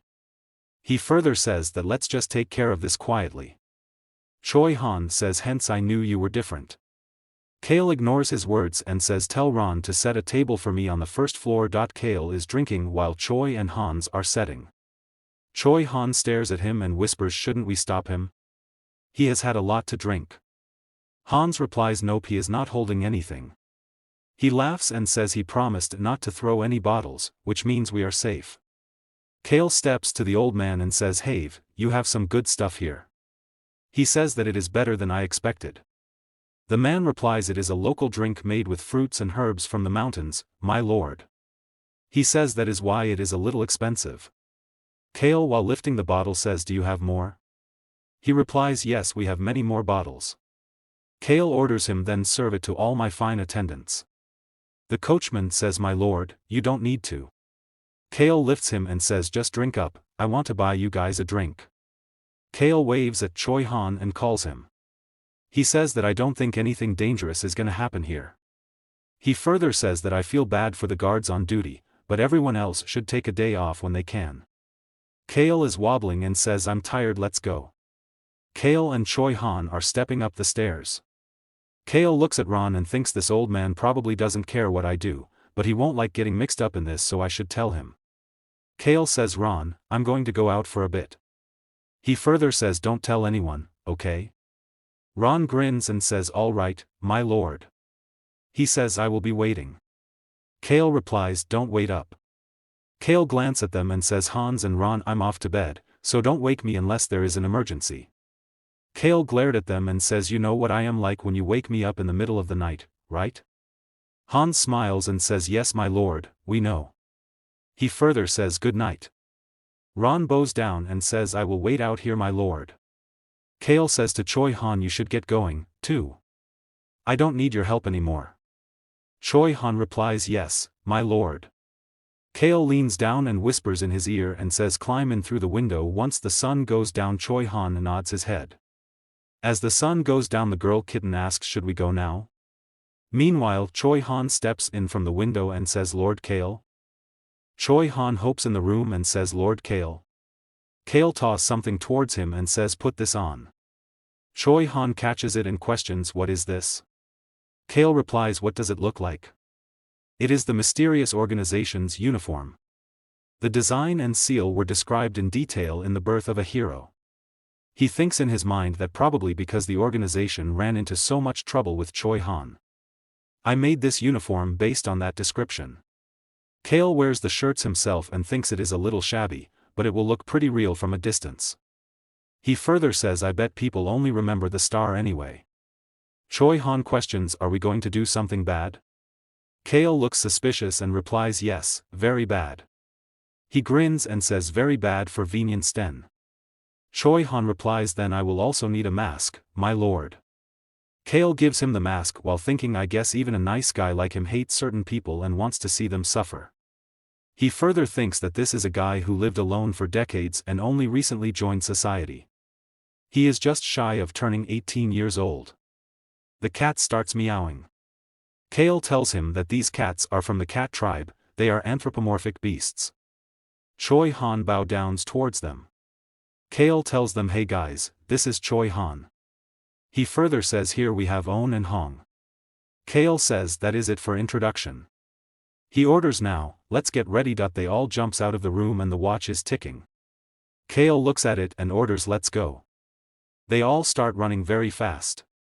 While Kale is saying that the alarm of a top-class magic device is going off, which means the voice changer is working properly and the hidden ball is doing its job too. At the same time there are voices of some people coming. Kale says maybe not all of them are top class though I don't hear too many of them fully. Choi Han hits one of them and he falls down. The other man while fighting with Choi Han questions who are you, how dare you come here? Both of them are fighting with their swords and Choi Han makes the other man fall down on the ground too. Then suddenly there are more people and they says what is going on? Kale says fog. And the girl kitten leaves and suddenly there is fog everywhere. The man on the other side questions what the hell, where is this fog coming from? They saw Kale standing in front of them.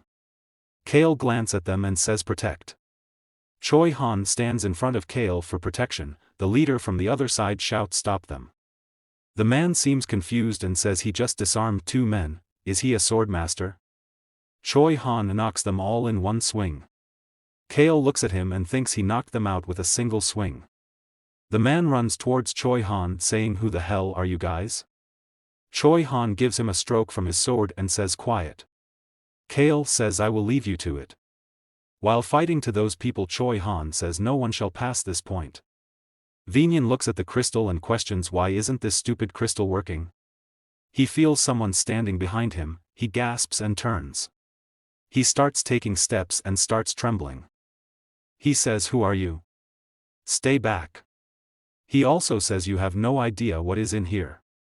Kale thinks yes, I'm sure you're scared. He further says that the book said that Vinyan strapped a self-destruct bomb on the torturer in case of a break-in. Kale raises his hands and thinks that if the bomb goes off, I'll get caught in the blast, too. Vinyan pants and says go away. He can't breath properly, he just got to says poison. And he fell down on the ground. Kale steps towards him and see the key. He grabs it and lift it thinking this must be the key. The kittens come and Kale says well done. Kale steps in and he sees the dragon. He says there it is. Kale looks at the dragon who is lying on the floor with closed eyes. Kale thinks this place reeks of blood. He opens the door and says hey. There is silence.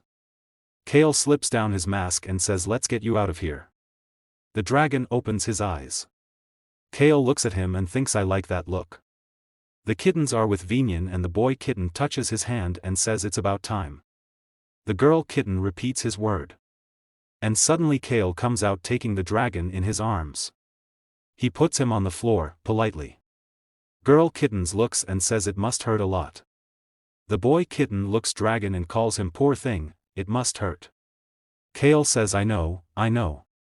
Just stay put. He stares the dragon and thinks I was going to use the healing potion that I brought anyway. While looking at dragon's collar he thinks that but I need to get that mana control collar off of him first. Otherwise the potion won't take full effect. Kale starts walking and bumps into Vinyan. He says he is still in the way. The dragon seems a little angry. Kale taps the wall while thinking that the escape route that Vinyan made must be here somewhere.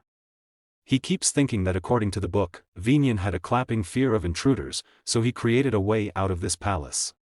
He slides his hand on the wall and thinks it's a secret passageway that even his tortures don't know about. He says a particularly flat section of the wall is where the exit is located. Kale is standing in front of the wall and says here it is. He says that the book said we can get out by applying the right amount of pressure. Kale hears sound of footsteps. He turns and Choi Han is coming. Kale questions did you get everything done? He replies yes, my lord. Choi Han looks at the dragon and Vinyan. Choi Han slips down his mask and says I did everything you asked me to. He says that I let the menial laborers away and left the fighters immobilized. Kale says good job. Kale while knocking at a spot orders Choi Han to punch this spot. He questions I'm sorry, should I use full force? Kale while thinking in mind that would make the whole Dave collapse says no, don't go overboard. He further says imagine punching a 10 centimeters hole into the wall. Choi replies so I should hit lightly. Kale replies yes, lightly. Kale shifts from there and thinks I can't even punch this wall without hurting myself. Choi Han throws a punch on the wall and it breaks. The kitten seems amazed and says wow. Kale picks the dragon while ignoring everything else. Choi Han picks a stick with fire to see. The kittens hops on him. Kale orders let's go. Choi Han replies yes my lord. They comes out of that place safely. Kale is holding the dragon. The dragon glimpses at Kale. Kale puts it down and says stop staring me, I'm helping you. While looking at him Kale thinks what a stubborn little thing. He also thinks that Vinyan probably tortured him for 4 whole years. He says I personally like this dragon. Kim Roxu was an orphan who eventually gave in, but this guy is different. The dragon peeks at him. Kale while picking a cutter says hey. And steps towards the dragon, he grabs the collar and cuts it. The dragon squeezes his eyes and then opens it. The collar and dragon are on the ground. The dragon glances at Kale. Kale questions him what are you looking at? Kale gives Choi Han gloves saying use these to pick up the collar, it might shock you. Choi Han takes the gloves and wear them. The dragon is looking at them. Kale takes out the bottle and open it. Kale sits down and says do you know how much money I've spent on you? The dragon hesitates, Kale grabs his face and make him drink that. The dragon remembers the time when he used to be injected by Vinyan. Kale says I hope you get better soon, you stubborn little thing. The dragon gulps all the potion. After that there is a glow, shine and his wounds gets clear. The dragon stare at Kale. Kale questions him what do you want to do now?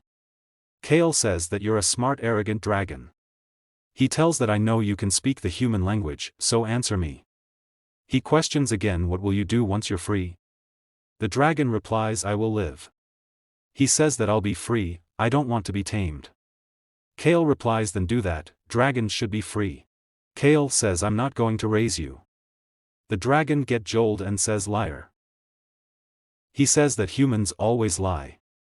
Kale replies, true, I'm definitely a good liar. Kale stands and says, but you should live the life you want. He grins while looking at the dragon and says, be free. After saying this they all starts moving towards the inn.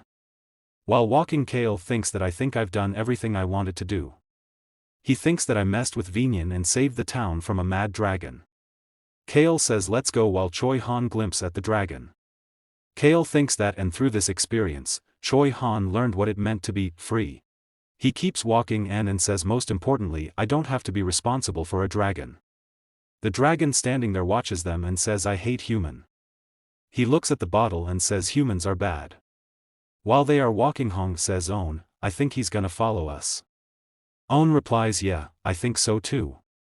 They says then are we gonna get a little brother? Kale laughs at them and says what are you saying? He further says that dragons are independent beings and don't like to be owned. He further tells that one in particular probably has a deep hatred for humans because he was tortured. The kitten sighs and says it seems we won't be getting a little brother. The moon is shining bright. Kale orders the kittens and says go retrieve the ball you buried yesterday. Kale pats Choi Han's shoulder and says you did a good job. He looks at him and thinks Choi Han saved something for the first time today. He thinks that although he fought a group of bandits the other day, that was more to protect someone rather than save them. Choi Han while looking at Kale remains silent. Kale releases his shoulder while thinking that I guess the story changed a little, since he ended up saving the dragon instead of the town. Choi Han says Lord Kale. Kale smiles and questions yes. Choi Han questions what will you do if the dragon chooses to follow you? Kale gets chills and replies he wouldn't do that. Choi replies but if he does, what then? Kale thinks what if he follows me? He turns while saying I don't worry about things that haven't happened yet or things that have already happened. Choi Han while seeing him walking alone says don't go off alone, my lord. It's dangerous. Kale glances at him and keep moving and says no way. They reach the inn. And Kale is sleeping. Suddenly the dragon appears in the window and in his hand he have that bottle. The next morning Kale and Choi Han are sitting together on the table and having breakfast. Kale is gulping the drink and puts the cup on the table. Kale hagged and says I had so much going yesterday that I didn't notice but all that drinking is catching up to me. He says I didn't sleep well last night either, it felt like someone was watching me. Kale questions did you clean up? Choi Han replies yes, I erased our tracks and made a fake trail to the west. Kale yawns and replies nice work. Choi Han says but Lord Kale, we'll be arriving another city in a few days. He questions that is the halfway point you mentioned? Kale replies yes, the next city is Perthile. He says we will be parting ways there. Kale further explains that it took us a while to get through the mountain, but from here on out, the roads lead straight to the capital city, so it shouldn't take too long. Choi Han nods his head. He says Lord Kale. Kale questions what is it? He replies I actually went back to check on the Sten's family vacation home. Kale says and? Choi Han further replies saying the place was a mess, many knights and guards were leaving their posts. Kale gets annoyed and says they were probably on their way to report their superiors. Choi Han says but also. Kale order him to get to the point. He tells that the secret passageway we had taken was completely demolished. The kittens gasps and Choi Han further tells that the trees, grass, soil, everything around it was in ruins. Kale replies must have been the dragon. He stands and says at least he hasn't murdered anyone there yet. He further says he's probably holding back because he's young and scared. Kale grins and thinks I'm sure he tore down the escape route to block anyone from coming out and destroyed the surrounding area to dismantle all the magic apparatuses. Kale says that dragons are sensitive to mana, after all he's pretty smart for a 4-year-old. Choi Han gets amazed and says I was aware that mana was powerful but. While he is speaking Kale interrupts and says do not underestimate dragons. He waves his hand and says anyway, that will be all for now, you may go. Choi Han replies yes, my lord. As he stands up to go, Kale questions, are you going to sleep until we have to leave? Choi Han turns and says no, I have to go help Vic Ross. Kale says it looks like you guys have become close. Choi scowls and says no, we are not close, my lord. Kale replies I see. He thinks that I've never seen that look on his face. Choi Han bows. Kale says on your way out, tell Hans to fix me a drink. Choi Han halts and says pardon. Kale glances at the clock and says haven't you heard of drinking to get over a hangover? Choi Han is walking down the stairs and he suddenly stops. Kale looks at him and says why is he just standing there? Two knights are standing and talking to each other.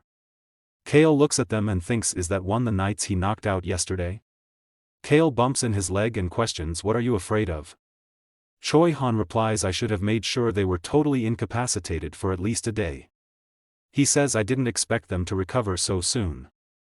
Choi says it seems I underestimate their strength. He clenches his fist and says I will use greater force from now on.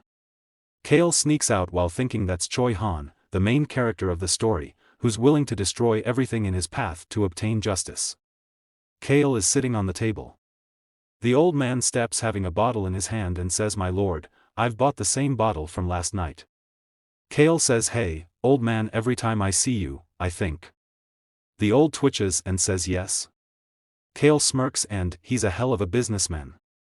Kale says I am saying this as a compliment. He further says you have brought the perfect drink to cure my hangover. As he takes the bottle a man says we arrived yesterday and decided to have a few drinks after all the traveling. He further says so we all drank together and enjoyed a relaxing evening, no one left this in last night. Kale is looking at him silently, the man says I don't understand why people working for Marquis Stench want to know this information. The Marquis Sten Knight replies the Marques's vacation home was robbed, a few items were taken. He says so we are checking to see if something similar happened here. Kale swings the bottle and start drinking and thinks I guess a dragon thief is technically a thief, too. He slams the bottle on the table and shouts what are you looking at? The man tells the knight that Lord Kale can't start the day without drink that's why he is drinking. He further tells that it's the dog hair, he is great man who knows how to take care of a hangover. The knight replies oh how interesting. Man questions was that supposed to be a compliment? He says well, then I wish you all a safe journey. They starts moving away. Kale sighs while looking at them and thinks I think we are in clear. While looking at the bottle he thinks that now that they've seen the famous lout with their own two eyes, they'll never suspect me. He keeps that I mean, who would take me seriously? I'm an aristocrat who's drinking his way to the capital. Kale further thinks that even if Vinyan finds out, he'll never know what that I was a thief since he won't be able to link me to the secret organization with stars. Kale closes his eyes and calls Ron. Ron comes and says yes, my lord. Kale replies bring me some honey lemon tea. He says I think it will help my hangover. Ron replies sure thing. Kale while drinking it says he won't be able to pin down the culprit no matter how closely he follows the tracks that were left behind. He smiles and remembers Vinyan face and says I bet he's fuming right now. Although Taylor Sten was the eldest son of the Sten family and its only sensible member he was ghost aside when his younger brother, Vinyan, caused him to become paralyzed from the waist down. So he set out on a search for a power that could cure his condition. There was no mention of it anywhere. That didn't mean all was lost for him though a book that he came across in a shop for antique books gave him some clues, regeneration, and stone tower. Although he was only able to understand 2 words out of the whole book, he headed in the direction that the words seemed to be pointing to. The carriage is moving. The kitten questions no in tonight? Kale replies no from now on, we are going to be sleeping in tents from time to time. While looking out of the window he thinks in order to stay in Perthel for a long time, we will have to stick to a tight schedule. He says there is a reason why I must go there. He remembers his shield and says the city is home to another ancient power like my unbreakable shield. The energy of the heart. He further says about that the power that Taylor is looking for is in Perthel. Kale says if I can obtain that ability, my shield will become stronger. He also thinks that I feel bad for taking away Taylor's last hope, but I will have more use for it in the capital. He closes his eyes and further thinks Taylor probably thinks it is a power that specifically helps with regeneration and life, but what he doesn't know is that it won't have any effect on his already crippled body. Kale further says that if I let the original story play out, Taylor will gain the power and then fall into despair when he realizes that it doesn't work. Kale says the heart-earned ancient power will not be able to save his life from Villian. The girl kitten says Hans just told us that if you make a wish at a stone tower, it will come true. The boy kitten also says he also said the stone towers are pretty. They both twinkles and the girl kitten says you don't have to go if you don't want to, but we would like to make a visit. The boy kitten says we don't want to cause too much trouble, but we want to go with you. Kale questions what are you going to wish for? They reply for a little brother to come along with. While they were saying, Kale interrupts them and says denied. The carriage stops and Hans tell Kale I guess we will be camping tonight. Kale comes out of the carriage and says I am tired. The next morning there is a sheep lying on the ground looking at that. Kale questions what is this question. Hans replies I think someone left it here for us, my lord. There is a specific sign and Kale looks at it and says it looks like a message left by someone who knows how to speak, but not write. He further thinks that I have a bad feeling about this. Choi Han seems pleased. Kale looks at him and thinks it must have been someone that Choi Han, who was on night watch duty yesterday, choose to ignore on purpose. Kale thinks that I guess it was the dragon. Kale turns while thinking I'm just going to pretend like I don't know anything. But the same thing happened again at their next camping site. Kale looks at it and thinks I thought he would give up if I ignored his message. And the one after that, the same thing happens with 2 rabbits. And again at the next camping site same happens. The same thing happened again and again. Kale is sitting in the carriage and thinks that dragon is relentless. He further thinks that he wouldn't follow us into the city, would he? Choi Han says isn't it cute? He is like a little kid, my lord. Kale thinks that kid is capable of blowing up a mountain. Are you still gonna think he's cute then? Kale takes a deep breath while thinking I thought he hated humans. I wanted him to grow his powers and put an end to the Sten family. Kale looks outside of the window and is thinking that would certainly bring more peace to the county of Hennetus. Both the kittens look outside of the window and are amazed. The boy kitten says every house has a pile of stones. The girl kitten says amazing. Kale replies yes, it is the city of stone towers. They come out of the carriage. Hans comes to Kale and Kale questions are we staying here? Hans replies yes, it is not yet time for the Stone Tower Festival so the rooms were inexpensive. Kale says it is strange they have that festival when the city doesn't even have an abundant supply of stones. They start moving while Hans says I know the reason why, my lord. He further says there is this sad but didactic story that has been passed down through the generations. Kale replies if it is long, don't bother. Hans didn't stop and keeps talking. He says this legend dates back to. While Hans is speaking, Kale interrupts and says are you listening to me? Hans points his finger and says the ancient times. Kale stands and while picking the glass he questions the ancient times. Hans replies yes my lord. Kale says all right, go on. Hans starts saying that long ago, this city was abandoned by the gods. Kale thinks the city of Perthel was abandoned by the gods. Kale thinks I have never heard this story before. Hans says the city was abandoned by the gods. Kale replies this is the first time I'm hearing about this. Hans say well, it is because you never studied history, my lord. Kale replies you sure seem to have an answer to anything. Kale points a finger towards him and says you are treading on thin ice okay?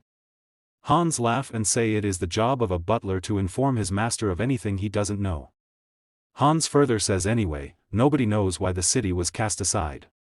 He further tells that but apparently, groups of people began to stack stones as a form of worship. Kale questions were their prayers answered? Hans replies no, none of their prayers were answered. He further tells that is why there are no temples in Perthel, my lord. Kale says because they don't feel they need to serve the gods that abandon them? Hans says bravo, sir. You are so smart that you don't need any schooling. Kale gets angry and says watch it Hans. Hans keeps on talking and says anyway, that is why this city has stone towers instead of temples. He further says the stacked stones later came to represent a promise, my lord. He also tells Kale that a promise between people and also a promise with oneself. Kale questions what kind of promise. Hans raised his finger and says a person who has made their wish come true shall topple their own stone tower. Kale, while looking at the coin in his hand, says, "What an interesting city." Han says, "Isn't it, my lord?" He further says the people here must make their own wishes come true instead of looking to the heavens. Kale, while stacking the coins, questions, "Make your own wish come true?" So the act of toppling over a mount of stones symbolizes overcoming an obstacle. Kale says that so the stacked stones aren't actually a form of worship? Hans replies no, they do it as a promise to themselves. Kale says, "Then I guess the gods don't grant wishes." Hans replies, "Correct, it is a little sad that they were abandoned, but in some ways it is a hopeful story." Kale says, "Hans." Hans replies, "Yes." Kale tells him to look below. As Hans looked down, the kittens were looking at him with upset faces. Hans questions, "Why are my little baby so upset?" He further says, "Should I bring you some jerky?" He gets panic and questions again, "You don't want jerky?" While looking at them, Kale thinks, "I don't think they're hungry." He remembers the time when the kittens told him that what Hans just told them about the stone tower. Hans questions, "My precious babies, shall I go get you some treats?" While looking at the kittens being angry, he smiles and says, "Please don't be angry." He glares at Kale and questions, "May I be excused, my lord?" He replies, "You can excuse yourself for the rest of the night." Hans turns and says, "I'll be just a minute." Kale is drinking, and in the meanwhile he calls Ron and says, "You should go get some rest, too." Ron questions, "Is Choi Han leaving in 2 days, my lord?" Kale replies, "Yes." Kale further asks him, "Why do you ask? Do you not want him to leave? Would you like to join him?" Ron smiles and says, "How could I possibly leave you, my lord?" He says, "I like staying by your side." He just got chills. Ron says, "It is just I thought it would be more beneficial if he continued to travel with us." He further says that I should get more acquainted with him before he leaves. He further says that Vikros will be disappointed. Kale replies, "Well, the three of you will be reunited at the capital soon and eventually travel together." Kale says that then you can all head over to Rosalind Kingdom. Sounds great, right? By looking at Ron, Kale thinks you would better say yes. Ron replies, "I look forward to all of us spending time together, my lord." Ron smiles and says, "All I want is for us to arrive safely at our destination." Kale puts his hand on his head and thinks, does he expect me to believe that? I know he is incapable of feeling such things, and orders him, "You may go now." Ron now downs and leave. The kittens are in a bad mood and saying Hans is a liar. They say we trusted him. While listening to them, Kale thinks that I heard that the old man lived to be 150. An ancient power left behind by a man who died of old age. The energy of the heart. Kale rise and thinks he thought his powers was a curse. Kale starts walking towards the door. As he opened the door, he finds Hans in front of him. Hans gasps and says, "Lord Kale?" Kale tugs his coat and says, "Let's go see some stone towers."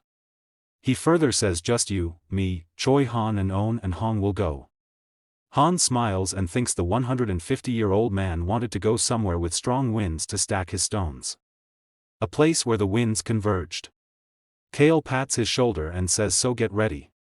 Kale thinks that man worked on his tower for over 100 years, but never finished it. What did he so desperately want? He further thinks whatever his wish was, I don't really care. He says, "I'm going to check the place out." Kale says, "If I'm going to build a stone tower, I'm going to make it look great." The sun is shining bright. They all reach the place. The steps in, and Kale thinks the sun is bit strong during the day. While everyone is walking forward, Kale stops and is looking at someone. He thinks, I figured he would still be here. That's the Marquis of Sten's eldest son, Taylor, and Kag, a high priestess. Kale glances at them and thinks, I came here to check the place with the stone towers, but also to catch a glimpse of them as well.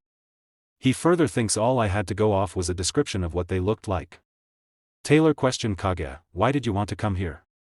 She replies, "I don't know if the gods gave me a sign or what, but I kept having the same weird dream over and over again." She tells that I was told to come here to meet our Savior. She further says that the god of death told me that even he can't predict our Savior's next move. Taylor replies, "I thought the gods could foresee everything." Kage says, "I guess not, half of what they say makes 0 sense anyway." Taylor replies, "Don't be like that, it's still a message from the gods." He further says also, "No one's supposed to know that you can hear voices." Kage says, "Who cares? There are no priests in Perthel." She also says, "And a message from the gods? Please. She questions, do they put food on my table? She replies herself saying no. She further questions, do you seriously believe that a savior will magically appear before people like us? Taylor sighs and says, Kage. I'm hungry, let's go. Taylor says, I'm craving beer right now. She replies, I'm craving some smoked pork. And they starts laughing. Taylor points a spot and says, sounds like the perfect combination. He says, let's go. My treat. Kage replies, all right. I'll take you there right away. And they starts moving. Kale looks at them going and thinks, now I know their faces. He further thinks, and since they don't know me, all I have to do is avoid them. Hans comes and says, my lord. He whispers and says, I just saw the Marquis of Sten's eldest son. Kale turns to him and says, how did you know it was him? Hans taps his head and says, I have every aristocratic family memorized in my head, my lord. He further says that the man was in a wheelchair that had the symbol of the Sten household, a red snake. Kale says that, Hans, you really don't look it, but you're actually very competent. Hans says, you're too kind, what will you do next? Kale says, ignore them. Kale looks at the stacked stones and thinks, is this it? It doesn't look special at all. He further thinks that I wasn't expecting anything aesthetic, but there's really nothing notable about this place. The girl kitten says, I'm kinda disappointed. The boy kitten says, they're not pretty. Choi Han steps forward. Kale, while looking at him, thinks that, is he going to make a wish? Choi sits on the floor. Kale thinks that, I bet he wants to return to his hometown. He further thinks that Choi Han is different from me, Kim Raksu. He further thinks that he grew up in a happy family surrounded by positive influences. He says that's how he could survive such a terrible event and retain his goodness. Choi Han turns to him and says, Lord Kale. Kale replies, yes. Choi Han says, I have a question for you and also something to tell you. Kale looks at him and thinks, why am I getting a bad feeling about this? Kale says, all right, ask me the question first. Kale questions, aren't you going to make a wish? Kale thinks, I don't expect that. Kale replies, I don't make wishes. Choi says, why not? Kale replies, because they get your hopes up. Kale further explains that it's better not to have any expectations. He says, if you gamble and win, you're happy to get 50 coins for 10. He further says, but if you wanted 50 and you only get 10, you'll feel disappointed and annoyed. Hans pats Kale's shoulder and says, you're right, my lord. He says this world is devoid of hopes or dreams. Kale says, just go look around the place. He replies, yes sir. He go away taking the kittens with him. Kale shakes his head.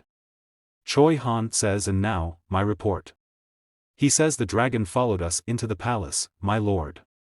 Kale replies, just ignore it. Choi says, okay. Kale shifts and glances at the place while thinking that, did that dragon really follow us all the way here? He turns and says, let's go, and they starts moving from the place. There is a footprint on the sand. And the dragon is there. The next day Kale decides to visit the grave of the man who lived to be 150. Kale says, I will only be taking Choi Han with me. While looking at all of them, he thinks since he is the most skilled fighter, no one else will feel the need to come along. He further thinks I should really go alone, but I know they won't let me. The knight turns and says, all right, my lord. Hans also turns and runs while saying, then I'll go take care of the lovely kittens. Kale, while looking at him, thinks it is like he was waiting for this. Kale and Choi Han are walking. Choi Han says, Lord Kale, what are you up to this time? Kale turns and replies, this time? You make it sound like I'm up to no good every day. Kale points at a spot and says, anyway, I have some business to take care of up in that mountain. He further says, all you have to do is wait for me at the entrance. Choi Han replies, understood, my lord. Kale starts moving and he thinks I feel comfortable bringing him along because he doesn't ask a lot of questions. Suddenly Choi Han says, Lord Kale. Kale replies, yes. Choi Han says, I will be leaving tomorrow. Kale replies, yes, I know, I'm the one who gave you the orders. Choi Han replies, I have given this a lot of thought, and I have decided to tell you the truth.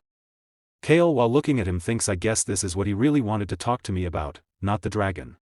Kale says, all right, what is it? Choi Han says, Ron is a dangerous man. Kale startled at him and thinks I didn't expect him to cut right to the chase. He further thinks should I play dumb or act like I already knew. Kale replies is that so? Choi Han shouts and say why aren't you surprised? He further says he reeks of blood, my lord. He keeps on saying that he is very powerful and has a lot of blood on his hands. He further says at first, I thought you were keeping him around despite knowing all this.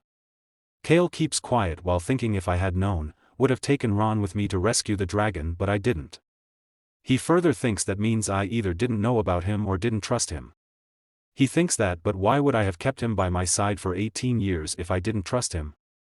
While saying all this he thinks which led Choi Han to come to the following conclusion, Lord Kale doesn't know the truth about Ron. Choi Han says but it seemed like no one knew about it. He further says that's why I felt the need to tell you, my lord. Kale shrugs and replies I had no idea Ron was such a powerful person.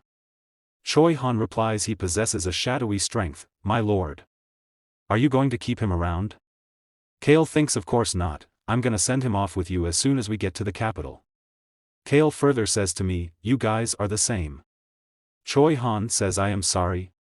Kale tilts his neck and says so you said he's a dangerous man. So why did you leave him be? Choi Han says because and he can't answer the. Kale says that is right because he didn't do anything to you. Kale lifts his neck and says whatever the case may be, Ron has been my attendant for the past 18 years. Kale tells Choi Han that even when he walked proudly next to the authoritative vice captain or when he did Han's job for him neither of them got mad at Ron. The end of the day, he is added dictated servant of the Hannity family who carries out all his duties. Kale questions do you hate him? Choi Han replies no, my lord. Kale again questions then what is it?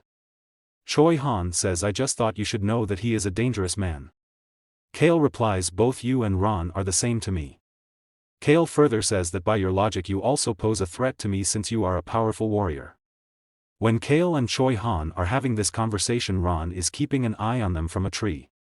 Kale says so I don't see much of a difference between you two. Kale further says when he is my attendant, Ron is simply an attendant. Kale says just like you are Choi Han, the guy who needs to repay me. While questioning is that all? Kale thinks it's almost time, I should hurry. Kale turns and says I'm gonna get going, don't follow me. As Kale moves from the place Ron jumps down the tree and says do you hear that? Ron smirks and says I have raised that boy since he was a baby. Choi Han blocks his way saying Lord Kale doesn't want anyone to follow him. Ron replies I know you rascal. While looking Kale going Ron thinks they say people become more fickle with age I came to check on him, since he left the kittens and only took Choi Han, but I should not have bothered. Kale reaches to the mountain and says come on. Kale gets in the entrance. He pats and cleans his dress. As he enters there is huge wind blowing there. Kale says the wind. While looking at the place Kale says wow, this is much more intense than what I imagined. Moving in Kale thinks the wind is strong enough to break down the walls, would I be able to make these sounds if I obtain sound of the wind? Kale smiles and says Taylor would never have gotten his hands on this without Kage's help. While stepping in Kale says now it's a race against the clock. The dragon shouts and says no, you'll get hurt. He climbs while saying you're incredibly weak. Kale keeps moving, he suddenly turns. The dragon says I was just passing by. While looking at it Kale turns and thinks so he followed me here, but I have no time to waste on that dragon. Kale further says the intensity of the wind here changes every 3 hours. This us when it's at its weakest. I need to finish everything before the intensity changes. The dragon says you are a weak human. The wind is too strong. Kale enters that area and the dragon questions so, how are you so strong? While entering that area Kale thinks the wind is picking up as I step closer to the center. But I'm just getting pushed back a little. This isn't enough to break my shield. He further thinks I actually expected to be pushed back a few times. I'm planning on reducing the size of the shield to lessen the resistance. He says I'll fine. Kale tries to get in. The power says I am full of regret. Kale gets a jolt.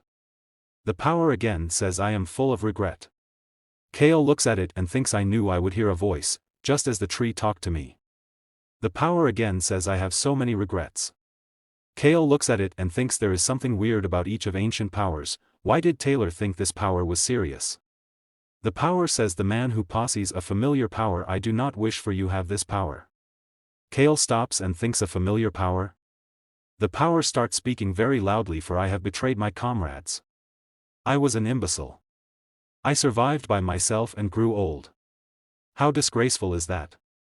I wanted everyone to live.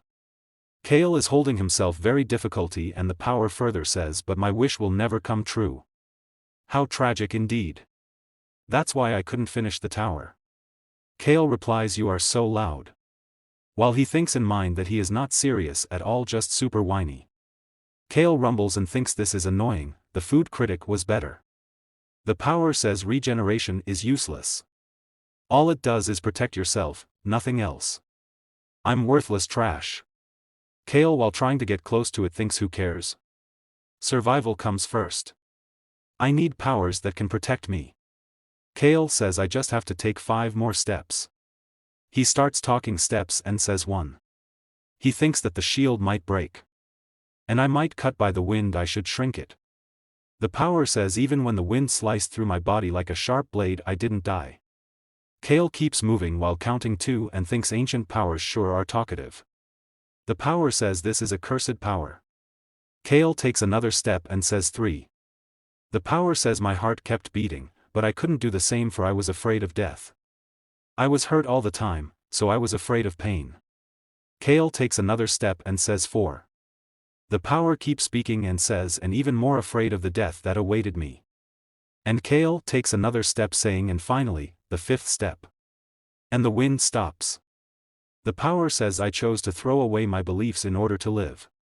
Kale says whatever, survival always comes first. He comes near to the stone tower and says it's so plain that there's no point in making it better. Kale puts his hand forward and says it's too easy, here's the last stone. There comes a flash. The dragon seems amazed and says what? The power says I tried to fight them, but I didn't know that I was not good with pain. They did not serve the gods. I only realized this after my group got disbanded and I was locked up alone. The bastards of the dark forest, who served the gods, only ever gave me disgusting food. After listening to it Kale thinks where have I heard this before? The power further says I built a stone tower in the hopes of turning back time, but then I destroyed it because my selfishness disgusted me. Even though I was caught running away from my comrades, there I was, wishing for my own happiness. Kale flips his coat and says humans are selfish beings. There is silence. Kale says are you done? The power coughs and says my sister said the same thing. She was the best, very reliable, I miss her. Kale thinks this is driving me nuts. The power says to the man who possesses a familiar power, your insolence reminds me of my brother. I envy how rude and crass you can be. Kale thinks is he trying to pick a fight with me? The power says now, destroy the tower, then you will overcome your limits. Kale grins and says this is what I've been waiting for. Kale kicks the tower. Dragon thinks that human is strange. There is a glow, and Kale and Dragon are looking at it. There is a glowing ball type thing. Kale looks at it. He reaches near it and grabs it. There is a shine which suddenly enters his body. He puts hand on his chest and thinks okay, I can feel the energy of my body. He further says this energy will strengthen my shield and regenerate any wounds at a much faster rate than the average human body. After this Kale and the dragon comes out of that place. Kale glance at him and he turns. Kale says do you want to tag along? The dragon replies you are very weak, so you need protection. But I hate humans. Saying this the dragon flew away in the grasses. Kale says make up your mind. The dragon is making some movement sounds. Kale says I can see you standing on the grass. Kale takes deep breath and thinks I guess I have to take care of him, too. Choi Han comes and says Lord Kale. Did you tumble down the mountain? Kale thinks darn it and replies yeah, a bit. That night, on the outskirts of Perthel City, Kage is in full anger. Taylor questions what is it, Kage? She replies hold on, don't talk to me. She is groaning with anger. Taylor says what's wrong? Are the gods talking to you again? She hits a chair and says I hate this. Another man comes and fixes the chair, while Kage steps outside the room. Taylor waves his hand and says you don't have to follow us. He replies yes, my lord. Kage opens the door and Taylor says, Kage, what's going on? She replies, hang on. She steps out and says, what the heck, it's true. Taylor leans while looking at a stone tower and says, destroy it, if you want your wish granted, is what it says. Kage presses his head and says, I suggest you do it. Damn it, the god of death wants to destroy it. Taylor looks at her and says, what? She sighs and replies, this is the first time he hasn't sprouted nonsense. I usually hear his voice once a year at best. Taylor questions what's so special about the stack. She replies, it will be the turning point of your lives, is what the god said. She says, and that the choice is all yours. But he also said, don't destroy it if you want to live an easy life. She looks at the letter and says, you probably can't see it, but there's an envelope, understand that rock. I think this stack was built just for that.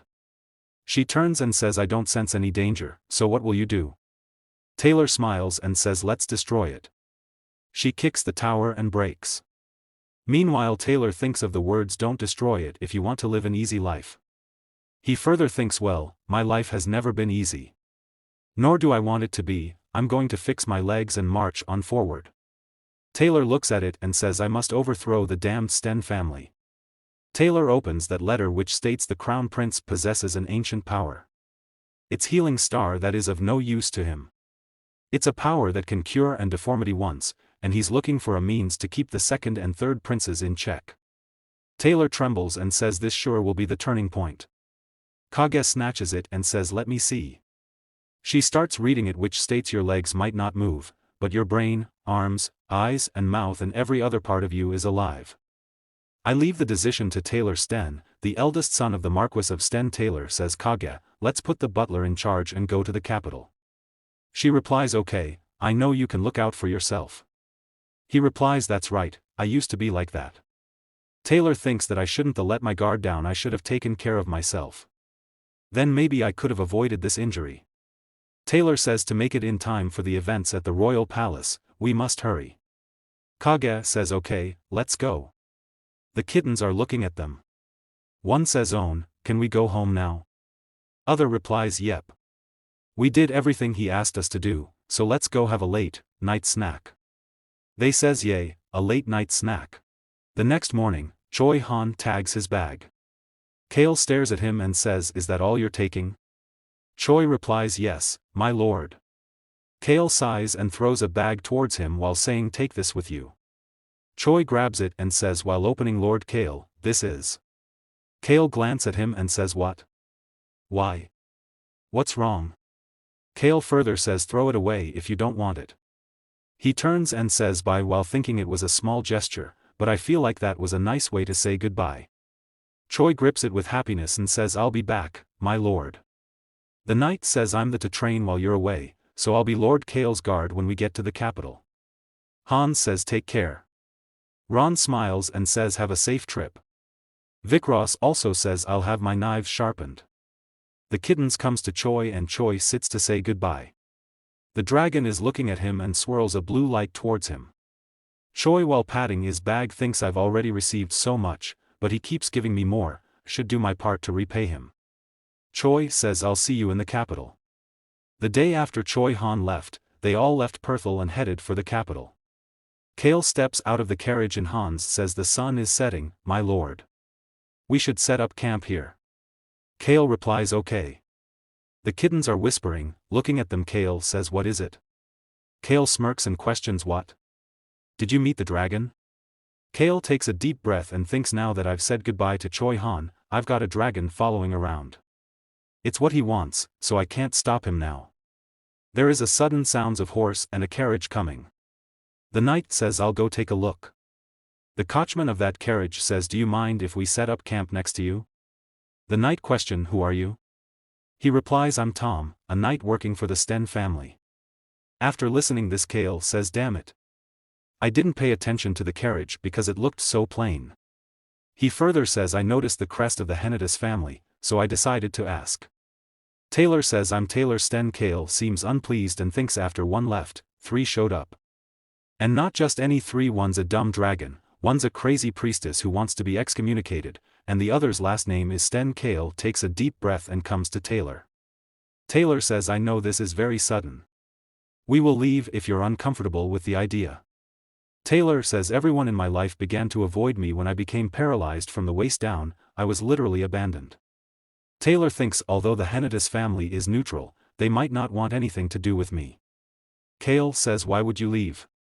Kale steps towards Taylor and says I don't own this land and I wouldn't do something that childish to a fellow traveler. Kale raises his hand towards Taylor and says I'm Kale Hennitus, son of Count Hennitus. Taylor opens the door and says I can't step out of the carriage because of my legs. Kale replies I know. They both shake hands and Taylor says nice to meet you, Lord Kale. This is my priestess Kage. She's been traveling with me. Kage smiles and says pleased to meet you, Lord Kale. I'm Kage, a priestess. May the calm of the night be with you. Kale grins and thinks the calm if the night? Yeah, right. I thought she wanted to be excommunicated because she was sick of being nice to others. Kale says I don't believe in gods. Loud mode on. Kale remembers Hans, Knight and Ron while thinking dirty Kale made everyone worry. He thinks the Knight saying I should have gone with you, my lord. And Hans saying my lord. How could you fall as soon as I leave you side? And Ron saying my goodness, sir. You're breaking my poor old heart. Kale smiles and says I don't believe in gods. Kage seems shocked and thinks who says that kind of stuff out loud? Taylor says you're a funny man. Kale replies yes, a kind of I am. Kale thinks Taylor must have spent a lot of money on installing magic apparatuses in his house in Perthel, since Vinyan is out to get him and he gets no support from his family. He raises his hand and calls Hans while thinking I can see why he ran out of money. I'm sure he and Kage are on their way to the capital to meet the crown prince after reading my note. Hans comes and says yes, my lord. Kale says help them, give them food and set up their tent next to ours. Kale further says and don't come looking for me. I'm going to leave everything up to you. Hans replies yes, my lord. I shall serve them as I have served you. Kale steps and says okay, whatever bring me a drink. Hans replies yes, sir. Kale turns to Taylor and says alright, then. I'll be off, Lord Taylor. Taylor replies thank you for your generosity, Lord Kale. Kale bows down and says generosity? It was nothing. Kale thinks I just don't want to get involved with you. Kale turns and orders they seem to have only one night, so stand guard them, too. The knight replies yes, my lord. The kittens are looking at all this and Hong says I know these people. Own replies I've seen them before, too, Hong. Kale comes to them and says pretend you don't know them. They replies like we did with the dragon. Kale says yes. They questions is the dragon going to keep following us? Kale while remembering it says all I intended was to save his life, but since he keeps following me, I should put him to good use. The kitten shivers. Kale thinks he's an impressive being. Incomparable to even Rosalind, who possesses incredible mana sensitivity. Kale smiles and says he's going to have his work out for him. The next morning Kale wakes up and is yawning. Suddenly he hears some noise. He says what the? Hans comes and says Lord Kale, good morning. Kale questions him what's going on. Why is it so noisy? Hans points towards them and says well, I think Lord Taylor had a misunderstanding, my lord. Kale questions a misunderstanding? Kale steps towards them and says is something the matter? Taylor replies I'm sorry Lord Kale, it seems someone has tracked me down. This is the same sign which was left before many times by the dragon. Kage shouts we made sure to keep our trip a secret. Whoever did this must possess a power that even I can't detect. This is too much. Kale keeps quiet and thinks of course she doesn't have the power to detect a dragon. I get that they're startled by the boar though. Taylor says Lord Kale, this is meanwhile Kale calls Vic Ross. Vic Ross comes and says yes, my lord. Kale replies I think we should have steak for breakfast. Vic Ross replies once again, the meat looks to be the highest quality. Taylor looks at him and says once again. Kale tells Taylor a member of our group delivers us food. Taylor says who is it? Kale replies although he doesn't look it, he's actually shy, so you won't see him. They blush and says it seems we were mistaken. Kale says it's all right. Vic Ross is an excellent chief. Two should try his steak. Taylor says Lord Kale, I heard you were on your way to the capital. If you don't mind, could we follow you there? Kale thinks that I knew he would say that. Kale smiles and replies, do as you please. Kale thinks that they'll have no way of knowing that I sent that letter, and if I bring them safely to the capital, they'll owe me one. Kale looks at them and thinks, after all, I'll be helpful to have them on my side. Taylor says thank you. We won't travel with you all the way. Just until we reach someplace nearby. Kale thinks that he knows his boundaries. He is saying that because entering the capital together will cause problems. Kale grins and says all right. Let's see how things go. Taylor replies okay, thank you again for letting us travel with you. You can drop us off wherever you want. Kale points at Hans and says noted, Hans. He further says bring their meals to the carriage. Hans replies yes, my lord. Kage comes to Kale and says Lord Kale. Kale replies yes, what's it, priestess? Kage replies you said you don't believe in any god, is that really true? Kale thinks why is she asking me this? Kale replies yes, it's true. Kage says I see and starts walking. Taylor asks her what is it, Kage? She says I just find it strange. Taylor says find what strange? She replies it's just I feel uneasy, as if the god of death is stroking the back of a head out of pity. Kale and his companions enjoyed a safe and uneventful trip as they made their way to the capital. Then on the day before their arrival, Lord Kale is sitting in his room. Taylor says Lord Kale. Kale says what is it? Taylor replies Lord Kale, I noticed that you love to drink. Kale thinks the Lord can't go a day without drinking. He further says that but you seem to be much more than that. The Kale Henitus we saw on the way over here was very different from the rumors. Taylor keeps saying you always stayed in your carriage as to not bother us, and always provided us the best of care, your subordinates followed you closely. And above all else, you treated us like ordinary people. Taylor smiles and says Lord Kale. What do you say we have a drink before we bid farewell? Kale questions what do you want? Taylor thinks he is no lout. He is actually very bright. Kale says what kind of person do you think I am? Kale smiles and throws a bag of money on the table. He says I don't know why you want to go to the capital when the entire kingdom's attention is focused there, but those that approach me all have one purpose, to get something from the rich lout of Henitus family. Kale says you are here for my money, aren't you? Taylor says so you knew. Kale says of course. Kale I could tell you don't have enough money, and that you would need lots of it in order to keep a low profile in the capital. Kale smiles and says I'm sure that is not why you first approached me, but I bet you are thinking, since I have got a golden goose next to me, I might as well try to ask for help. That is right. If I ask you for money and you give it to me I'll be gaining something. And even if you turn down my request, I don't think you will tell Vinyan about it because you seem to have getting mixed up in complicated situations.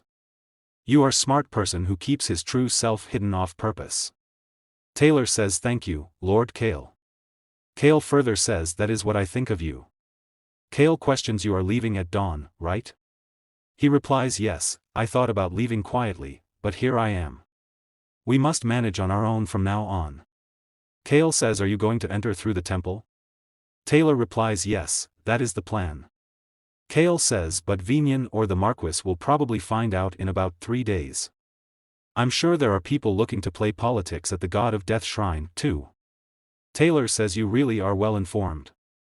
Kage seems amazed and says there must be a reason why you are so interested in as, my lord. Kale taps his finger on the table and says stay one more night, Lord Taylor. Made the reservation with this money. Kale further says then ride in my carriage with Kage and have the others in your group come in a day later.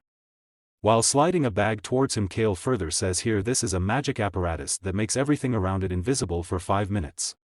Taylor says why are you going to such lengths? There is nothing in this for you.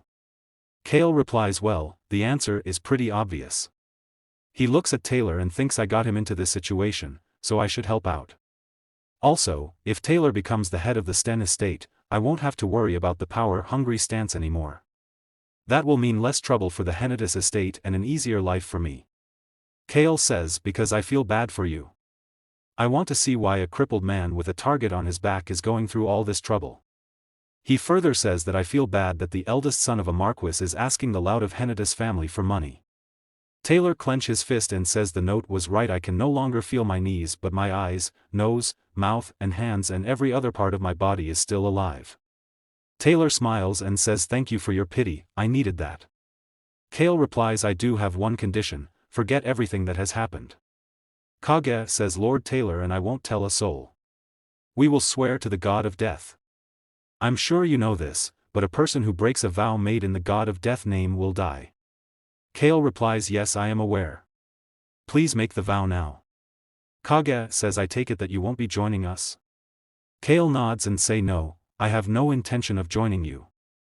If this puts me in trouble, I'm going to spill the beans right away. Kage says to Vinyan. Kale replies yes. Taylor says Kage, let's do it. Kage closes her eyes and meets his both palms and says I, the daughter of eternal night, wish to make a vow with Taylor that under the name of the night we make this vow upon our lives. Anyone who breaks this vow will be doomed to eternal darkness. She gets a jolt and says I, Kage and Taylor, shall keep everything that was discussed here a secret for the rest of our lives. She further says with the exception of Kale Henitus, we will not disclose this matter to anyone else. Taylor says I will not disclose the matter to anyone else. Kale is looking at his hands while Kage says what you are feeling right now is the power of the vows, if we break our vows, it will inform you, our witness, of our imminent demise. Kale replies I see. After this Taylor extends a bottle towards Kale and says all right then Lord Kale, let's have a drink. Kage brings the glass with happiness and Taylor says we should toast to this joyous occasion. While looking at them Kale thinks does she carry around wine glasses? Kale says you really are something, priestess. She replies isn't it a little strange to see a priestess drink? Kale replies it is none of my business. Kage says wow, I really like you. Cage says Lord Kale, don't you want to get to know an older woman with a great personality? Kale replies no I don't. Taylor says this but about an older guy with a great personality? Kale replies no, thanks. Both of them start laughing. There is a sound of clink of the glasses and they say cheers. On a dark moonless night, the three bonded over a bottle of rich liquor. The next day they all are traveling in the carriage to capital. Kale says we'll arrive at the gates of the capital in 2 hours. The kittens glance at Taylor while he is smiling. Taylor says Lord Kale, how much do you know about the event being held by the royal palace? Kale replies I've never been to the palace. I've only been to the Northeastern Noble Children's meets a few years ago. Taylor says I see. This event is a festival to celebrate the 50th birthday of His Majesty the King. It's a joyous festival for the people of the kingdom. Are you not looking forward to it? Kale groans and says the festival? He thinks I'm already nervous at the thought of the terrorist attack. Other than the members of the secret organization, I'm the only one who knows about the attack in advance. He further thinks that this knowledge troubles my mind and is a burden on my shoulders. But I can't turn a blind eye because I know the horrors that death brings. He thinks that I'll try to stop it, but I'll leave if I get hurt or the situation looks difficult. Kale thinks that I just do as much as I can without suffering any losses. After thinking all this Kale replies this isn't really a festival for you either, is it? Taylor grins and says I think if this as the final stretch before the festival. Taylor says Lord Kale. He replies yes. Taylor says watch out for the crown prince. He further says I may have been abundant, but I have my ways of getting information in the Sten estate. Although this festival has always been in place, summoning the noble heirs was the crown prince's idea. Taylor says I don't know how to explain him. Kale replies he has a silver tongue. Taylor says correct. Taylor says yes that is right. So you knew. Kale says well, it is not exactly a secret the first. Taylor says I suppose not but I have never heard anyone say it better than you have. Kale thinks yes, quiet, silver-tongued. The crown prince is very skilled at flattering and praising people so he uses people without them ever realizing it. A great example is Choi Han, the crown prince lauded as his friend and hero. Choi Han thought highly of the crown prince since he regarded a commoner like him as a friend. Kale thinks but only because he had no idea that he was being used. He uses people, but he uses them for the right reasons. He doesn't use people for his own profit or power he simply uses his words for the kingdom, the people, or for even bigger things. Kale thinks he praises them while giving them heartbreaking reasons for their help, and the nice kids like Choi Han or Rosalind end up helping him. Taylor says anyway, Lord Kale. The Crown Prince is well, just as you described him, so getting involved with him will be tiresome. Kale replies, you don't have to worry. I plan to stay as quiet as possible, I don't like being noticed. There is a complete silence in the carriage. Kale says, why are you looking at me like that? Taylor replies, do you really think that is possible? Never mind. Kage says, yes, never mind. Kale replies, even if I do meet him, what you are worried about won't happen. Kale smirks and says, I'm quite silver-tongued myself. He says the Crown Prince backs off when he meets people like himself. So if he subtly uses people by praising them, I just have to do the same. Kage says, I think this attitude works better for you, Lord Kale. You look like a real bad guy. Kale shrugs and says it is better than looking gullible. While looking outside of the window, Kale says the capital is something else. Taylor starts explaining the city and says the kingdom of Ruwon is the land of rocks. First, if you look at ancient tales, even before this kingdom was founded, the land had many tales related to rocks. He further says one of those tales claims this land is protected by a rock-like guardian. It was a guardian that would protect you from any attack. He fought at the forefront against the evil that attacked the continent. Kage says, Taylor, you must like that story a lot. Taylor replies, yes, I do. The guardian stood steadfast like a rock even when his whole body was destroyed. That's how he protected the rock-covered land and its people in the northeast. Taylor nods his head and says beings like that don't exist in real life. This is why I like this myth. Kage replies, I guess you don't believe it. Only a handful of people would protect something at the risk of their own lives. Kale says that is right. While looking out of window, he thinks he didn't protect himself, but the entire northeast coast of that is something I can't understand. But I have never heard that myth before. Kale further thinks that many myths and legends appear in the birth of a hero, but this didn't come up until the 5th book. Taylor says, yes, I don't think it is a famous story, I only came across it while researching old tomes and power. Kale peeks out of the window and pass magic thing to Taylor saying, take this, get ready. Suddenly someone knocks the door of the carriage and says, Lord Gale, the Capitol Guards wishes to check the carriage. Kale slams the door. And the carriage is empty, and Kale says, here. The guard replies, go ahead. Soldiers search the palanquin. Kale was standing leaning on the pole. Soldiers saw inside the palanquin and there were only 2 bottles and the palanquin was empty. They stand back and blow theirs head and allow Kale to sit in and said, please pass through, my lord. Kale steps on the stairs of palanquin holding a bottle. In charge closed the door of palanquin and said, welcome to the capital. The palanquin started moving. Kale was sitting on the seat and Grey Cat was sitting with him on the seat while Red Cat was on the floor. Kale said with smile, they welcomed us to the capital. Taylor Sten lifted his hand up holding a jewelry item and said, it's been a while since I welcomed anywhere. At west of the capital, the palanquin stopped in front of a big house. Kale said to Taylor, Lord Taylor, once we arrive at the capital, Ron will show you the way. Follow that path, then forget everything. Hans opened the door of the palanquin and said, my lord, we have arrived. Kale got out of the palanquin and Taylor spoke from behind, thank you, let us meet again with smiles on our faces. Palanquin started moving to their destination. Kale stand in front of the door and saw the house surprisingly and said, this is better than I expected, the Hennedas truly are rich, it's not super rich fancy or sparkly, but it looks more expensive than the neighboring nobles' houses. Servants opened the door and were standing in row and blow their heads. And say in one voice, Lord Kale Hennedas, welcome, we're at your complete disposal. Kale come in the house, Hans was standing behind him and cats were also walking behind him. Kale feels uneasy and looked at Hans like he doesn't like this and thought, they're too courteous, what's with them? Hans also looked at him as he don't know. Kale said to them, raise you heads. Servants raised their heads. Kale said, from now on there's no need to be overly polite, I won't pick fights with those who work hard at their jobs, I heard my mother handpicked all of you, I also heard that you take pride in your jobs, so I expect you to work accordingly. Go to Hans for any work-related questions, and thought, I have a lot to do, so I'll leave them for Han to deal with. He walked towards the inside and said, let's go. Hans followed him and replied, yes, my lord. Servants were standing at their position behind them. In charge put his hand on his head and said worriedly, I don't think Lord Kale would actually come, what a headache. He's still our lord, so we need to bear with it, that's true. Well, at least he's never acted like a loud in front of us, we should look after him so that he doesn't cause any mayhem.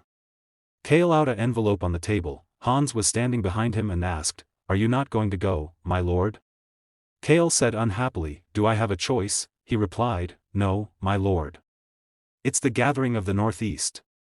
Kale said, You're right. Hans said again, Here, this is the list of the noble Harris gathered in the capital, and give him a paper. Kale take the paper and said, Okay, did Ron say he finished his job? He replied, Yes sir. Kale said, You did a good job, go and take rest. Hans bowed and said, Yes my lord, I will. Kale said just send up something for me to eat.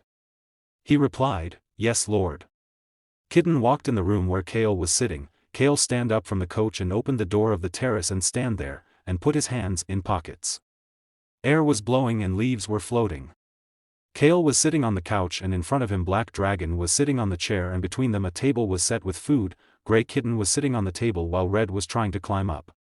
Kale said to Dragon, Have some, you must be starving. Black Dragon was staring the food with his blue cute eyes. Grey Cat put a piece of meat in his mouth. Kale thought whole drinking the wine, eat up, you'll have a lot to do, it would be nice, to have a house this big, to relax and enjoy delicious food, and out the glass on table. He thought, I'd love to have a life with all three and said this is very nice. Someone knocked the door, Dragon and Kitten looked at the door, Kale stand up nervously and the glass dropped down and shattered on the ground. Kale asked loudly, Choi Han, is that you? And thought, of course not, it should take 3 more days to arrive, it's impossible to reach the capital in 3 days, unless he's not human. Choi Han would not march into the capital with the injured Lark, although I gave Choi Han potion with divine powers, it won't work on the wolf tribe, who were abundant by the gods and Rosalind's too cautious to have used high magic like teleportation. I also clearly told him to stay at a specific inn when he arrives. Kale opened the door and said shockingly, You. It was Choi Han carrying someone on his back and said, Lord Kale, I'm sorry, you were the only person I could go to. Kale said, Bring him in, and thought, Lark of the Blue Wolf tribe, he's in bad shape, that fever signals the wolf tribe's first berserk mode, this shouldn't happen until a year later, why is it happening now? Hans and Rosalind was standing behind the Choi Han laid down the Lark on the bed. Kale was standing behind him and said to Hans, Bring something to drink. He replied, Yes sir, and went out.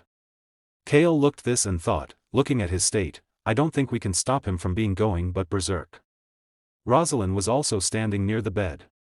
Lark has grey hairs and blue eyes, he looked tired, and was sweating. Kale said him, Stop resisting and just close your eyes, everything will be okay. He had dream when his uncle dropped him in a forest and went out and he was continuously calling him worriedly and scarily. Choi Han said to Kale, Lord Kale, why is Lark like this?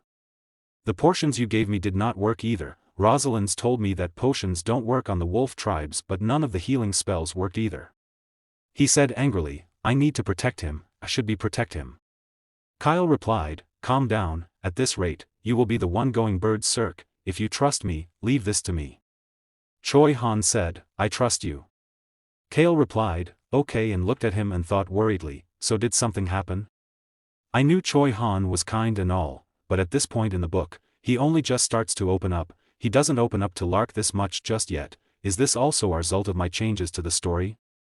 The next in line of the throne of Kingdom Breck, Rosalind, she's the genius who's planning to throw that position away. Her bright crimson hair is like that of roses but her character is more like that of sun. Rosalind feels something and said, Such strong mana, and looked at the dragon and went near to him. Dragon waved her hello. Kale saw them and thought, I heard dragons take unnatural liking to witches, he must be interested in her, which is why he's giving her mana, stay put. Dragons wave her and then fly, she asked shockingly, What is this? Kale point on the Lark and said, That comes first. She looked at them and said, What's happening to Lark? Kale glances at her and thought, I thought she did be too cautious, she has to use high magic. They were probably able to arrive at the capital in 3 days because Rosalind used teleportation magic, she revealed her magic skills, against all my expectations. Kale asked her, You are a witch, correct? She replied, yes I am. Kale asked again, have you heard about the wolf tribe's berserk mode? She replied, I've heard about it in book but I've never heard about fevers and pains. He said, it's because this is his first time. She asked confusingly, what? He said, when beast men first go to berserk, they lose their consciousness due to the pain from a sudden physical change. After their first time, they can use the but-seek mode as their weapon. He will be going into berserk mode very soon. She said, I don't know how you are, but I can tell what's going on, he's just a kid. He replied, I know. Door knocked and hand come in. Kale called him, Han. He replied, yes sir. Kale said, bring me a stretcher, put him on the stretcher, and take him to the training grounds under the mansion. Also, be sure to empty the training grounds, hurry. He said confusingly, sir, you are bringing a sick person to the grounds. Choi Han stand from the ground, Kale said, Choi Han and you, and looked at her. She replied, I'm Rosalind. He said, yes Rosalind, you too, are you going to get roughed up?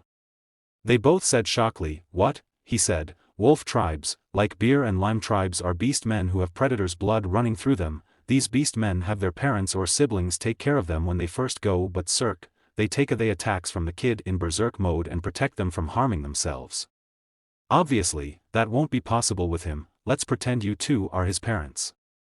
He clapped and said again, you can be siblings if you prefer, but protect him however you can. They were in the training ground and Lark was lying down on the ground. Choi Han asked to Kale, Lord Kale, how long will his birth mode last? He replied, he is the purest even among the pure bloods. Choi Han said again, meaning it's going to last a long time. He replied, yes, a couple of hours maybe. Choi Han said, I'll see it done, I'm Lark's brother. Kale said them, both of you to the center. They go near the Lark and stand near to him. His berserk was starting, he screamed with pain, long nail grows in his hands, his eyes turned red, long sharp teeth appeared. Lark was trembling, Choi Han and Rosalind watching him worriedly. Lark was converting into the wolf. Dragon made a protective shield around them. Kale was standing holding Red Cat and Grey Cat, one also standing there. Dragon was flying near to them. Kale said to Dragon, a mana shield, Dragon, you're quite amazing. He replied, and you're weak, so I must protect you. Kale said rudely, suit yourself. He heard the voice of Lark screaming and asked to Dragon, while you're at all, could you block out the sound? Dragon waved his hand and stopped the voice. Kale said, I don't know why you don't use that power. He replied, none of your business. Kale looked at him and thought, if magic is improving so fast, I can really put them to good use. Kale sit down on the ground and cross his legs. Dragon and cats were also sitting near to him. He looked bored. He looked at the cats and said, you two have not been through berserk mode yet, right? They shook their head in the negative. He asked again, but do you know about anything about it? They said in their voice, not really, there was no one to teach us. He looked at them and thought, I knew it, I think they are pure blood too, that means their first time will also be rough. The wolf, tiger, bear and whale tribes, blues are their reason during berserk mode, that's why these four tribes are said to be beast men who are closest to monster.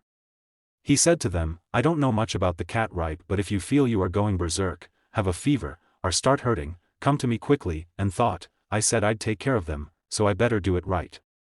Cat starting hugging him, he said, what are you doing? Lark was shouting, his tail was appeared. Kale looked him and thought, why did this wolf boy go berserk? In the novel Birth of a Hero, later goes through his first berserk mode a year later, not now. The berserk was triggered by the death of one person, that person is Hitler Pendrick. Pendrick reminded Lark of his dead uncle. Lark went crazy after death of his uncle, the tribe leader, so he tried to kill everything in his sight. Lark was totally converted into the wolf and breathing angrily. Choi Han and Rosalind called his name. Rosalind said, Lark, snap out of it. Lark looked them angrily and opened his mouth, his sharp teeth showed and he attacked on Choi Han. Choi Han put a wood stick in his mouth and trying to stop him. Rosalind shouted, Lark, snap out of it, it's Choi Han. Lark attacked him with his long nails but Choi Han hurried back and missed his attack. Kale said, you expect him to just regain his senses? You might as well knock out cold. And say to cats, On, Hong, watch the wolf kid's movement closely, that's how the beast men move on their instincts, unlike humans, they can trust and move on their instincts alone, that's the beauty and the greatness of beast men. Going berserk is neither fearful nor scary, it's when they are at their strongest. I mean, he might be from a different tribe but watch him move on instinct, and learn from his beastly move, then make it yours. He was telling him while looking at fights and movements of the lark. He rubbed on gray cat head and said, or find a way to bite the throats or predators like bears, tigers, or wolves. Lark attacked Choi Han again but Rosalind stopped his attack by her magic and stand in front of the Choi lark. She called his name and said, Lark, you remember me, don't you? I said that we're family now, so snap out of it. Choi Han ran on the other side and said, Lark attack me, I'm the one who will protect you. Lark moved his head and saw him angrily. Kale said to Dragon, you watch now Rosalind, you'll seize magic to make sure no one gets hurt and see how Choi Han is using his aura to protect the wolf kid, rather than to attack him, it's harder to not hurt people than to hurt them. Lark attacked Choi Han again. Kale said to Dragon, but you'll learn quickly since you're a dragon. He replied, I am a dragon, I can do anything. Kale said with smile, I know, so watch and decide for yourself. He thought, it really might take 2 hours until he tires out, should have brought some wine. Dragon and cats were sitting near to him silently. In the ground, Lark comes into his human form and taking deep breaths. Choi Han and Rosalind standing in front of him. Lark said, Rosalind, I'm sorry. He fell down, Choi Han ran towards him and kept his head in his lap. He saw the Kale and said Uncle. Kale sit down and put his hand on his shoulder and said, you can rest now, it all over.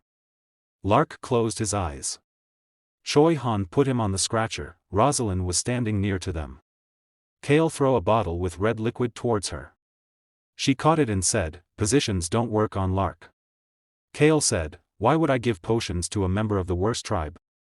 It's for you, good work today. She looked him confusingly and held the bottle tightly. She said thanks to him. He replied, don't mention it. He came near the Choi Han and said, Choi Han, we need to talk. Choi Han looked at him. Servants take care of Lark. In the room, Kale and Choi Han was sitting in front of each other, and food was served on table. Kale said to Choi Han, now tell me. He replied, yes sir, it was a smooth ride up to the point I met up with Rosalind. I went to the city that you told me about and found a caravan headed to the capital, just as you said. It was more a small group of merchants than an actual caravan, since it had about 5 people when I found them. They were actually looking for 2 mercenaries to be bodyguards. The man they had originally hired was injured, that's also where I found Rosalind, as she matched the description you gave me. Kale thought, the kingdom of Brek is located right beyond the northwestern borders of Rowoon. Rosalind was passing through Rowoon to get to the magic tower in Whipper Kingdom, when she was attacked by assassins. She got away using her magic but she could not figure out who was behind the attack, so she must have gone to Rowoon's capital to gather more information. Choi Han said, she was headed to the capital as well, so I thought it was a great chance to get to know her. Call Chicken feelingly, get to know her? He replied, yes sir, I am not the friendly type but I figured it cannot hurt to be friendly with one's comrades. Kale said, you did not have to try that hard, and thought, they were not supposed to become close until they meet Lark. According to the novel, Rosalind was on edge and did not become friendly with anyone. Choi Han didn't make friends on his own after the Harris incident. Choi Han said, although it was against my nature, I wanted to repay you properly. Kelly's thought, I knew you did say something like that. Choi Han said, the caravan was going to pass through the place where you said I would meet Lark, so they decided to stay at a nearby village for a bit. Then there was an incident when we arrived at the village. When we were close to the village, I learned that the bodyguard was a beast man. He remembered the incident when they arrived in the village. The assassin were carrying the box and he asked them, are you trading with these villagers? A man replied, not with this village, we are going to trade here with the people from a village down by the mountain. Choi Han replied, I see, and thought, would I be able to meet Lark if I follow the people from that village? That evening, the merchants were waiting for the people of the village but they didn't come. Their leader said, something's off, it's already past the whole of appointment, I am sorry but could you take these to the village down by the mountain? They are not the type of forget an appointment, so I am a bit concerned. Choi Han remembered what Kale said him that take the bodyguards with him and go to that village. Leader said to the man, will you be alright? He replied, I will do it. Choi Han and Rosalind went with him. When they reached at the village, the wild village was destroyed, peoples were dead and houses were burning now. Choi Han clenched his fists angrily and said, Lord Kale, I saw something familiar there, 5 red stars around a white star. Kale said shockingly, what? You mean a regular member of the secret organization went there? And thought, in the novel, they do arrive at the devastated wolf tribe's village, but the assassins were supposed to go down there, not the regular members. Kale asked, were that all dead? He replied, no, they were trying to kidnap the surviving kids. The village leader was dying while trying to protect his village. They tried to kidnap a total of 10 children while the leader was down. Kale thought worriedly, kidnap? Don't they kill all of them in the novel? Why did they need to kidnap young werewolves? Choi Han was telling him the incident detail, then a boy stepped in between the children and the kidnappers. It was Lark. Kale was looking him confusingly and thought, did he think that killing and kidnapping were different? Originally, Lark stayed hidden even while all the children were being massacred. Wolves cannot bear to stand and watch the death of friends and family weaker than them, so what caused Lark to reveal his nature? This changes the story too much. He was thinking worriedly. Choi Han said, I stopped them, no. He raised his head and looked at Kale and said again, I tried to kill them. Kale said, go on. He said again, I realized from the black power they used, that the man in the black robes without any stars were the same man who attacked the village of Harris. He clenched his fists angrily. Kale asked, they had the same powers as those who attacked Harris? He replied, yes. Kale said, Darren, and thought, I need to act like it's the first time I am hearing this. Choi Han said again, there was a single man among them with 5 red stars on his chest. He's the one who killed the bodyguard. He was a piece of trash who drank the blood of the wolf tribe. And remembered that man who drank blood, he was wearing a black dress with a hood. Kale thought worriedly, the blood-sucking mad wizard. The terrorist attack in the capital's plaza was led by a certain man. He is a piece of trash who drinks the blood of the wolves, the blood-crazy leader of the secret organization. That maid visit first appeared in the Blue Wolf Table Village, not in the capital. He's one of the highest-class wizards and extremely bloodthirsty, so why would he try to kidnap the wolfmen cubs? Did rescuing the dragon change plot somewhere? That's the only variable that comes to my mind right now. Choi Han said again, in the end, I couldn't capture or kill them. Anyone I catch committed suicide and the rest were teleported away by the man with the 5 stars.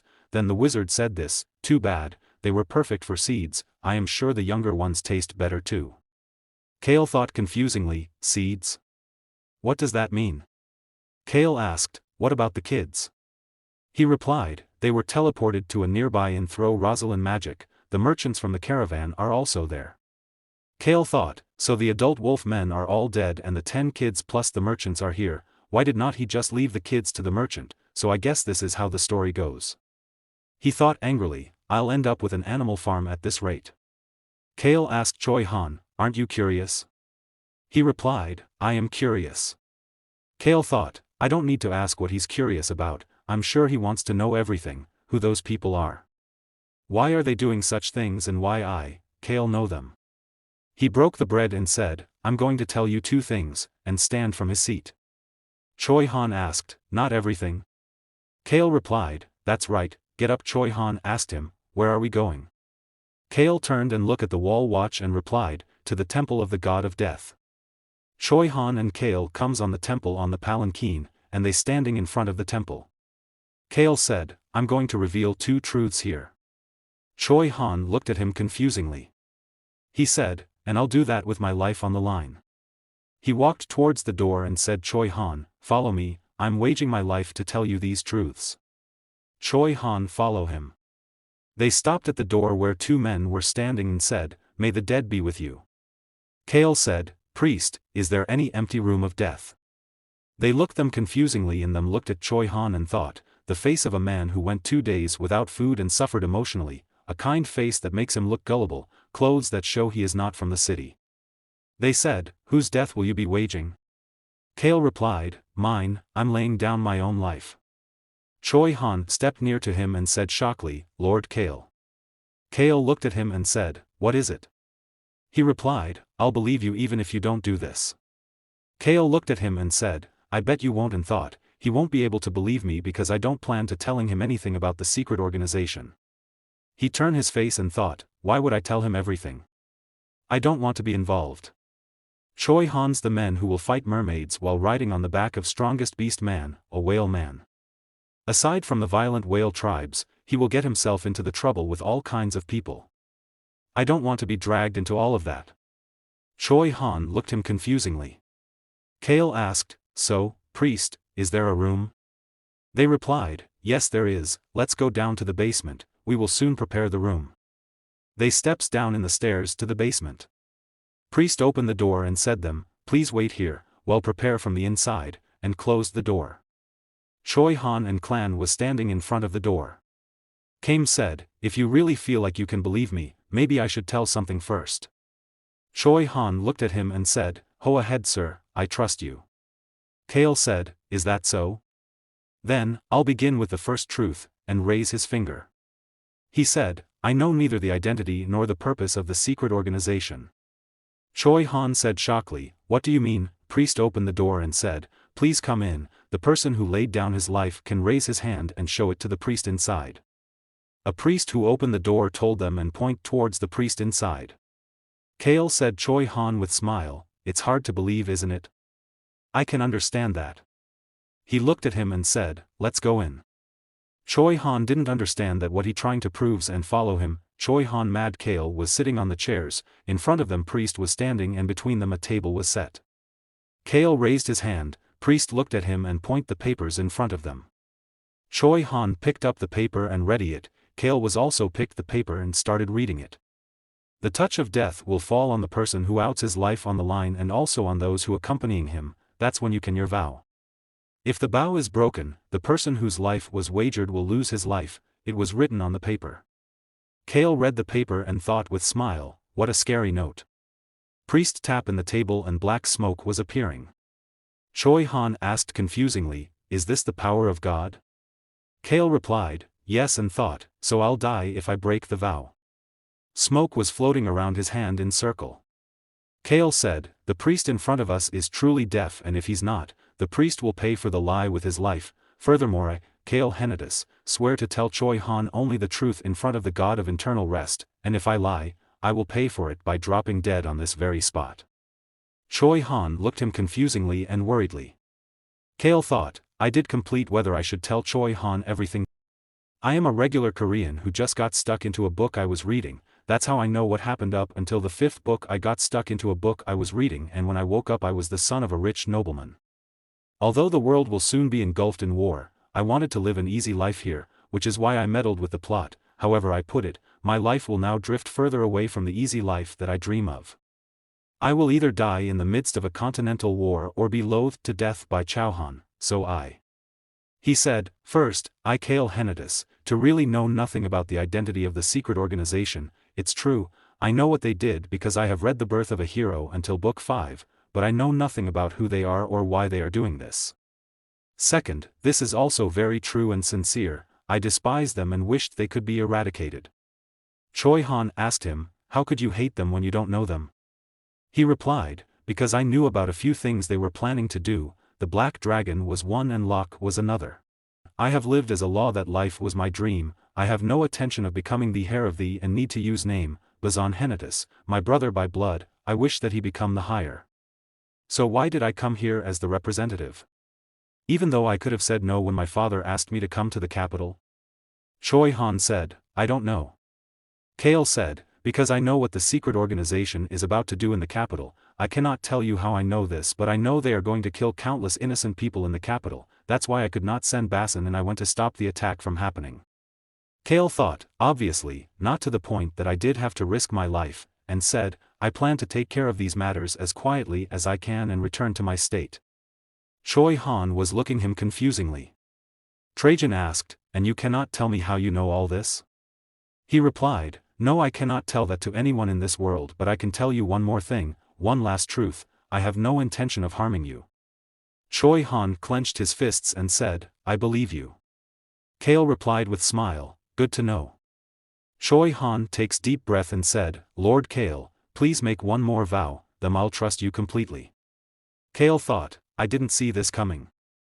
I mean, all I've been doing was tweaking the truth, which isn't too difficult, but what does he need to trust me completely? I can't say no now, and said, alright, sure. Choi Han said angrily, Lord Kale, I must take my revenge on them. I've never hated someone or some group as much as I hate them. If you find out who they are, please tell me immediately. Kale said, yeah sure, and thought, here I thought it'd be really difficult favor, there's no way I'm going to find out who they are before Choi Han, and said, I Kale Henitus, will tell Choi Han when I find out about the secret organization's identity, otherwise I will pay for it with my life. Is that all? Choi Han replied, yes sir. Kale asked, so we're done? He replied, yes we're done. Kale put his hand on table and vowed. Priest said, I pray you live on. He replied, thank you priest. They came out of the temple. Kale stepped on the stairs of the palanquin and thought, he's saying that I should keep my vows and live a long life, right? What a chilling goodbye. What a chilling goodbye. He came in the palanquin and Choi In was sitting in front of him. Kale said, about the blood-crazed wizard, he's the one behind the incident in the capital. Choi Han asked him, so may I kill him in sight? Kale replied, do you even need to ask? Do whatever you want. He replied, yes sir, I'll kill him for sure. Palanquin started moving. Kale was sitting in the room and door knocked. He gave permission and Ron opened the door and come in holding a cup of tea and said, my lord. Kame saw him and replied, Ron. Ron out the cup of tea in table in front of the Kale. Kale asked confusingly, lemon tea right before bed? Ron replied with smile, that's right. Kale thought as he sipped his tea, I haven't quite reached the tea before bed level yet. Ron asked him while he drinking tea, my lord, may I ask you for a favor? Kale put the cup on table and asked, what? A favor? And thought, this creepy old man is asking for a favor? From me? A man who he cares very little for? Kale looked at him and said, okay, go ahead. Ron said with smile, may I take a vacation for 2 days? Kale looked at him and held his hand and said with smile, yeah, what a great idea, you have spent many years caring for this lout, you can take as many days off as you need. You really deserve it, Ron, and thought, you can rest as much as you want but 2 days is perfect since I need you back before the terrorist attack to link you with Choi Han, it's so great that I don't have to see this assassin's face for 2 whole days. Ron looked his hand in Kale hand confusingly. Kale said him to wait here and went near a table and open a drawer. Ron was confused about his behavior. Kale give him some and said, take this, it's not much but could have some great food and spend a good break. Ron take money and looked at the money bag and thought, great food and a good break, I have silently spent many long years beside this lout, beside this puppy-like master. No, it's the time to break that silence and make a move. If those bastards make their way to the western continent, it will be much worse than all pandemonium breaking loose, then I will have to leave even my son here, and asked with smile, my lord, may I really do so? Kale replied with polite smile, of course Ron, you deserve it. Ron thought, deserve it, I am going to either leave alone or with Marab in a few days without saying anything, but I wanted to know what the little pup would say if I asked to go on a vacation for a couple of days, since he must have heard what kind of a man I am from Choi Han. Kale asked with smile, is that enough for you? This is your first vacation in a long time, do you need more? He replied with a smile, this is too much money, my lord. What if I run away with all this money? Or do you want me to run away? Kyle said, you think I don't know you? If you were going to run, you had have gone without a word or told me that you are quitting, is that right? And thought, that's really how Round left in the birth of a hero, he left the Count estate without a word and told Choi Han few conditions when he had to leave for a few days. Ron said, that's correct, you are absolutely right, and thought, Lord Kale has watched me for a long time, just as I had watched him by his side these many years. He might even know me better than my own son does, I must be getting old, and say to him, I will attend to you when you enter the royal palace. Kal replied, sure. Ron thought, I cannot send him in poorer shape than the Dother nobles and royals in the palace, and say it, then I will be leaving now, and bow in front of him. Kale waved his hand in by and said, yeah. Ron looked at him and thought, I can't have this pup master that I raised bed belittled by other people. Next morning, Kale was sleeping on his bed and someone knocked the door, he wake up and said, come in. Hans come holding a cup of tea and said with smile, "Good morning, my lord. Ron said he could not leave you in anyone else's hands. I guess I am just that good." Call replied, "Just stay quiet." Hans again said, "Ron also left me with this task." And served him tea. Kale looked at the tea and asked, "Hans, why is it a lemonade?" He replied, "You lie lemonade, my lord. Ron said to make sure to give this to you." Kale drink it mad thought, what is Ron Palm with this lemonade? Choi Han's stepdad in the room and remembered his meeting with Ron, when he asked Ron, "You are going somewhere?" He replied, "That's right." Choi Han asked again, "Where are you going?" He replied, "That's none of your business." Choi Han looked at him confusingly in him and asked again, "Did you come find me because of Lord Kale?" Ron replied, "Think whatever you want," and walked out. Kale saw the Choi Han and asked, "Choi Han, is Lark awake?" He stepped near to him and said, "Yes sir." Kale said, "I see, take a seat." Kale thought, the wolf tribe sure do recover fast, the bastard of Flynn, our piggy bank, Billos, will arrive at the capital soon. I promised to drink with him when I returned the items that I borrowed from him. I have already set the place to meet him, that's where Choi Han and by laws will properly meet each other. Choi Han sit in front of him. Kale asked, "What about the kids and the merchants in the inn?" Choi Han replied, "I'm planning to check on them on your way back from your meeting." Kale said confusingly, "Meeting?" Hans whispered, "Sir, here's the invitation from the young nobles of the northeast." Kale thought, I forget about them, I had totally forgotten about them since they are unimportant. How big of a lout should I be when I am there? Hans said, "Lord Kill, there is also a guest here who wishes to see you." He asked, "Is it Miss Rosalind?" Hans replied, "Yes sir." Rosalind was sitting on the ground near the bed of the Lark and looking him worriedly. Rosalind looked worried. Kale thought Rosalind is a quick-witted person, even though she's probably never seen a dragon. I'm sure she knows that the energy she felt yesterday was a dragon. After all, only a dragon can possess such mana. Han said, "She said she did come visit you whenever you are free. Can I see it? Then prepare this place while I have breakfast in my room, but ask Miss Rosalind if you'd like to join me for breakfast." Han said, "Yes my lord." He said with smile, "My lord, it's already past noon, so it's actually lunch." Kale called his name seriously, "Hans." He replied, "Yes sir, I shall go prepare it right now." And walking outside, Call spoke from behind, "And leave the terrace door open on your way out." He replied, "Yes sir." He opened the door. Air was flowing and leaves were floating. Dragon was sitting in the branch of the tree, above the terrace. The black dragon should be able to come in whenever it wants to. Choi Han was sitting in front of Kale and Kale was looking in the window and thought, it's weird how he always has to sleep outside and on a tree branch by the window. Choi Han said, "I will visit Clark while you eat." He replied, "I guess you two are taking turns caring for him." Servants were serving food on the dining table. Choi Han said, "On and Hong are also helping." Kale asked, "What help?" Hong said in his voice, "You know, I think we are too weak to kill Love Wolf tribe member, we might lose even if we go berserk, we need to figure out a way to totally crush them." Oh Hun replied, "Yes, we really need to." And then they both said in one voice, "We are going to study." Kale said, "Yeah, these two aren't there to take care of Lark, they're there to prepare in case they meet such enemy." Choi Han said, "But Lark seemed to be at ease with these two cute rascals nearby." Kale replied, "That's good then." Choi Han, "I did not tell Lark and Rosalind that I brought them here under your orders, I will keep all secrets safe." He replied, "Good." Kale held the cup of tea and thought, I am sure Choi Han behaving like this because of our woe in front of the god of death, but he will never know how tricky words can be and how there can be an understanding gap between the speaker and the listener. The god of death will only follow the words and interpretation of the speaker, Kale. I can take advantage of this loophole, since I made the vow, and drank tea. Kale out the cup and table and said, "Did you say you will kill the blood-drinking wizard when you see him?" He replied, "Yes sir."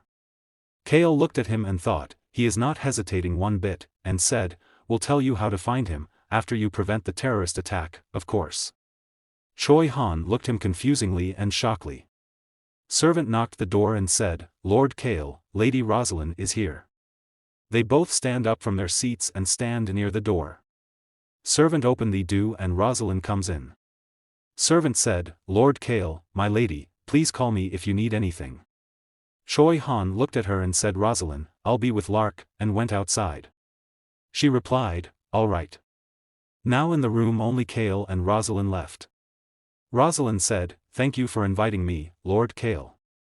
He replied, it my pleasure, Lady Rosalind, please take a seat, we have much to discuss. She said, I guess you don't like to beat around the bush. Kale turned his head and said come in. Leaves comes in floating in the air. Rosalind looked at there and said, dragon, is that dragon? They heard the voice of someone sitting on the table. They looked at the table. Kale said, you can introduce yourself. Dragon showed himself and smiling. Rosalind looked at him shockingly. Dragon said, I'm hungry. Kale replied, yeah, eat up. He looked at her and said, we should eat too. She replied confusingly, yes. They sit in the table and start eating. Rosalind thought, this young dragon is eating here, before my eyes at the same table, eating the same steak. No one in the magic tower would believe me even if I told them. She said with a smile, as of which, I cannot believe my eyes, a dragon and a human living together. Dragon looked at the Gale and said to him, this human is very weak, his power is a garbage, that's why I am here. Kale replied while eating, that's right. Rosalind said, I am eating with Lord Kale and a dragon, what a honor. Kale looked at her and thought, she sure is fearless, other sorcerer would have been shaking from head to the while glorifying the dragon. Then, they would have begged him to teach them about mana and magic. Dragon magic, all these sorcerer in the continent are crazy about how it works. Kale said with smile, you can stay for as long as you want. She looked at him confusingly and said, Lord Kale, I have 3 questions, one of them has been answered, though I am left with 2 questions, may I ask you these questions? She looked the dragon. He replied with smile, go ahead. She said, first, are you allowed to let uninvited guests stay at your place? Even if you the guest is a sorcerer, you must be worried about danger since you are a noble. He replied, well, anyone brought by Choi Han are fine and I have this guy, so it's safe. He looked at the dragon who was eating. She said, I see, then my last question. She looked at him and asked, why do you speak to me as though you are below me when you are a noble? He put his hand on plate and said, a witch with crimson hair and crimson eyes and the name which you have told us, Rosalind. Should not I, of course, speak to you with full respect, Princess Rosalind?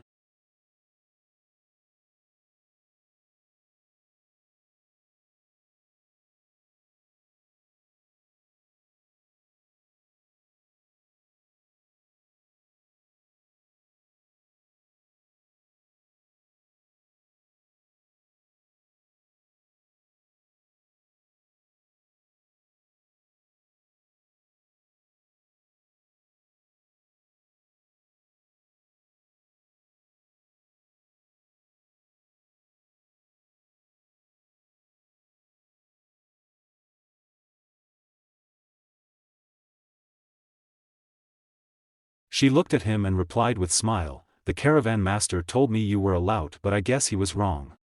He smiled and said, it is true that I'm known for being a lout but sorcerers should judge with their 5 senses and not with rumors on the streets. She replied, you are right, Lord Kyle. We only trust what we observe with our own eyes. Kale thought, Rosalind is a very shrewd person, she will talk down to me when she identifies as a princess but speaks respectfully when she identifies as one of the sorcerer and she is very proud to be a witch, and said with smile, then princess. She said, just Rosalind. Kale folded his hand and asked all right, Lady Rosalind, do you have any other questions? She replied, no, I don't. While Dragon was eating continuously and silently, Kale asked, but are not you against the thought of being tangled up with me? She looked at him and thought, I don't find him rude or dislikable when he told me to stay even after finding out that I was a princess. If I wanted special treatment, I did have told him my full name and identity from the beginning. He also saved Lark by telling us about his condition. Kale said with smile, well, I only asked because it didn't seem like you wanted to go, princess. And eat steak with fork. She looked him and thought, lies, those are just excuses that sounds pleasant to the ear, a human traveling with the dragon, he may be known as a lout, but in fact, he's not. If he wanted to, he would have come forward about the princess and Breck appearing in these lands. She took a sip of wine and said, "It seems you haven't contacted the Rowan royals." "Thank you," Kale replied, "of course. After all, I should hear to the will of the person involved in this matters," and thought, the crown prince would have barged in here as he heard the news. She said, "You're right, Lord Kale. I don't want that all. If the royal palace ever mentioned this matter, please convey that I did not wish to tell them. I will send them a letter." He replied, "Okay," she said with a noble smile. "I am grateful enough that you have provided us a place to stay. I will handle my own matters so that it won't bother you." He replied, "Thank you." She said, "No problem, it's what's right." Dragon and Rosalind both put their hands on a dish. Dragon pulled dish and said, "Eat yours, this is mine." She looked him shockingly. Kale gave him fork and looked at her. He raised his forefinger and whispered, "He's 4-year-old." She looked him confusingly. She turned her head to Dragon and said with smile, "Yes, Lord Dragon, of course." Dragon turned to his dish. Kale said, "Let us continue eating." She replied, "Okay." In front of the Kale house, palanquin was standing. Kale and Choi Han were sitting inside the palanquin in front of each other. Kale said worriedly, "What a troublesome matter." Choi Han said, "What is it? If you are having a trouble, please tell me. I'd love to be of some help." Kale replied, "No, don't worry about this." Choi Han looked him confusingly. Palanquin started moving. Kale, though, the young nobles of the northeast would have seen what a lout Kale has been before, and they would have had reports of my actions from their estates. So I need to be more careful around them. No, I have to be even bolder in front of them. What do I have to do? Be more lout? Should I act like a dog? Nothing would be worse than a lout who's also a dog. At the Count Wilsman estate, palanquin stopped. A man was standing near the palanquin and said, "Welcome, Lord Kale Henitus." Kale came out of the palanquin and looked at the house, and thought, the family that owns the lands at the entrance of the northeast, the Count Wilsman estate, they are neither a very rich nor a very strong family. In fact, they are quite average. That's why in the northeast, where there were no dukies or grand dukies, they could become very close with the Henitus, who were also counts. As the Henitus see it, it's better to be close with the Wilsman, as they are close to the capital, unlike themselves who were stuck in our outskirts. He said, Eric Wilsman. He remembered about the Han's word when he advised him. Hans told him that despite being comfortable with Lord Eric, maybe you should not be too relaxed around him, as there will be other young nobles at the meeting. Kale was following the Eric and thought, I can tell Eric and Kale are pretty close from the way Hans talked about them, but the report described Eric as an honest and even strict fellow than a lout. They stopped at the door and Eric asked, "Would you like to go in, Lord Kale?" He replied, "Sure," and thought worriedly, how should I behave when I meet them? But it turned out that I didn't need to worry about this at all. He opened the door and went in. A boy called his name. Kale looked at him. They were totally for sitting around the table with foodstuffs. A man wearing glasses and have gray hair, a girl and a boy with black hairs and eyes and wearing black shirt. The boy wearing glasses asked, "You used to listen to me, right?" He put his hand in his face and said again, "I'm sure you find all of this very tedious." Girl also said, "That's right, Lord Kale, I also heard you hated all the formalities." Man in black shirt said, "Lord Kale, it's not your fault that you don't like these." Man with glasses stand up from his seat and said, "Yeah, that's right, so you don't need to talk or even smile, just stay put. Just stay put and we will take care of everything. You hate tedious things and being unnecessarily formal." Kale looked them confusingly and have no word to say and thought, "This is strange." Kale thought, "This is strange," and said, "Staying put is what I do best." Man with glasses said confusingly, "What?" But then he smiled and said again, "That's right, you good at that." Eric's a meticulous and very normal character, but he's also worrywart. That did not mean he was timid either, and that's the paradox. I am sure the others from the northeast will get on your nerves. The one that follow Marquis Sten or other dukies won't be able to focus on anything else. But if you stay put, we will take care of all of it. How's that? Kale thought, I suppose Eric was worried about this the most. Out of the 10 most powerful families in the northeast, only these 4 families, including the Henitus, have not formed alliances with anyone. Those who have sworn allegiance together, nobles, would want to hand this entire group to all their higher-ups. That's why I should be more careful. these 4 families need to stay neutral, which means the Henitus, the strongest neutral power and the richest family, should not go around making trouble. Kale replied him with smile, sure, I'd like that. Man in Glasses said again, we are thinking the 4 of us should go together as a group when we greet the Crown Prince. I am sure you did like to also skip this and just drink right away, but that might be a bit tough, so if you just greet the Crown Prince, we will take care of the rest, and gave him a glass of wine. Kale take the glass and raised it. They all raised their glasses and take a sip. Kale said, sounds good. Glasses Man said, right? All you will have to do is just to sit there.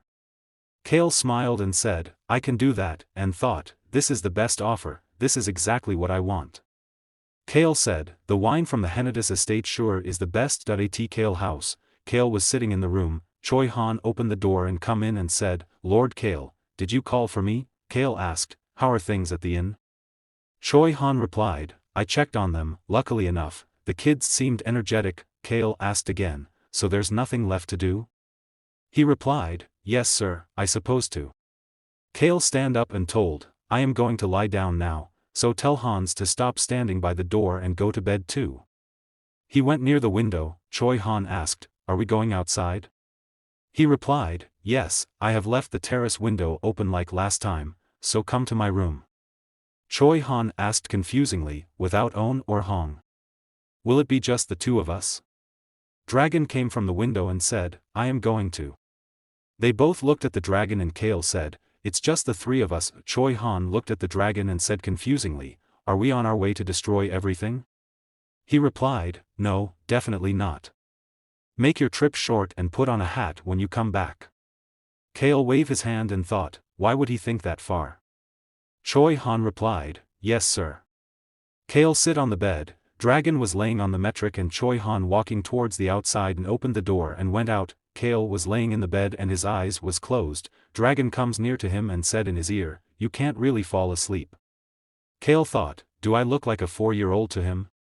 He get up, a voice comes from the window and he looked at the window. Choi Han stepped in the terrace.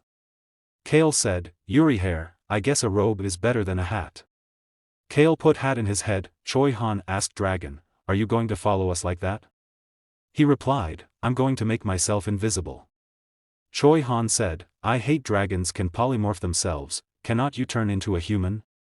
That might be easier. Dragon replied rudely, I don't like humans, I don't want to look like one, I was told that dragons are proud and cool. Choi Han asked confusingly, who told you that? Dragon stared Kale. Kale said, dragons are cool. Choi Han replied, you're right. Dragon used magic and make him invisible. They were standing in the window. Choi Han called him. Kale said, what is it? Choi Han asked, do I have to carry you? Kale raised his hand and point and he starting floating in the air. Kale smiled happily and said, dragons are great. Dragon was flying above of him and replied, that's right, I am great. They both become invisible. Choi Han looked this shockingly and said, dragon are really great.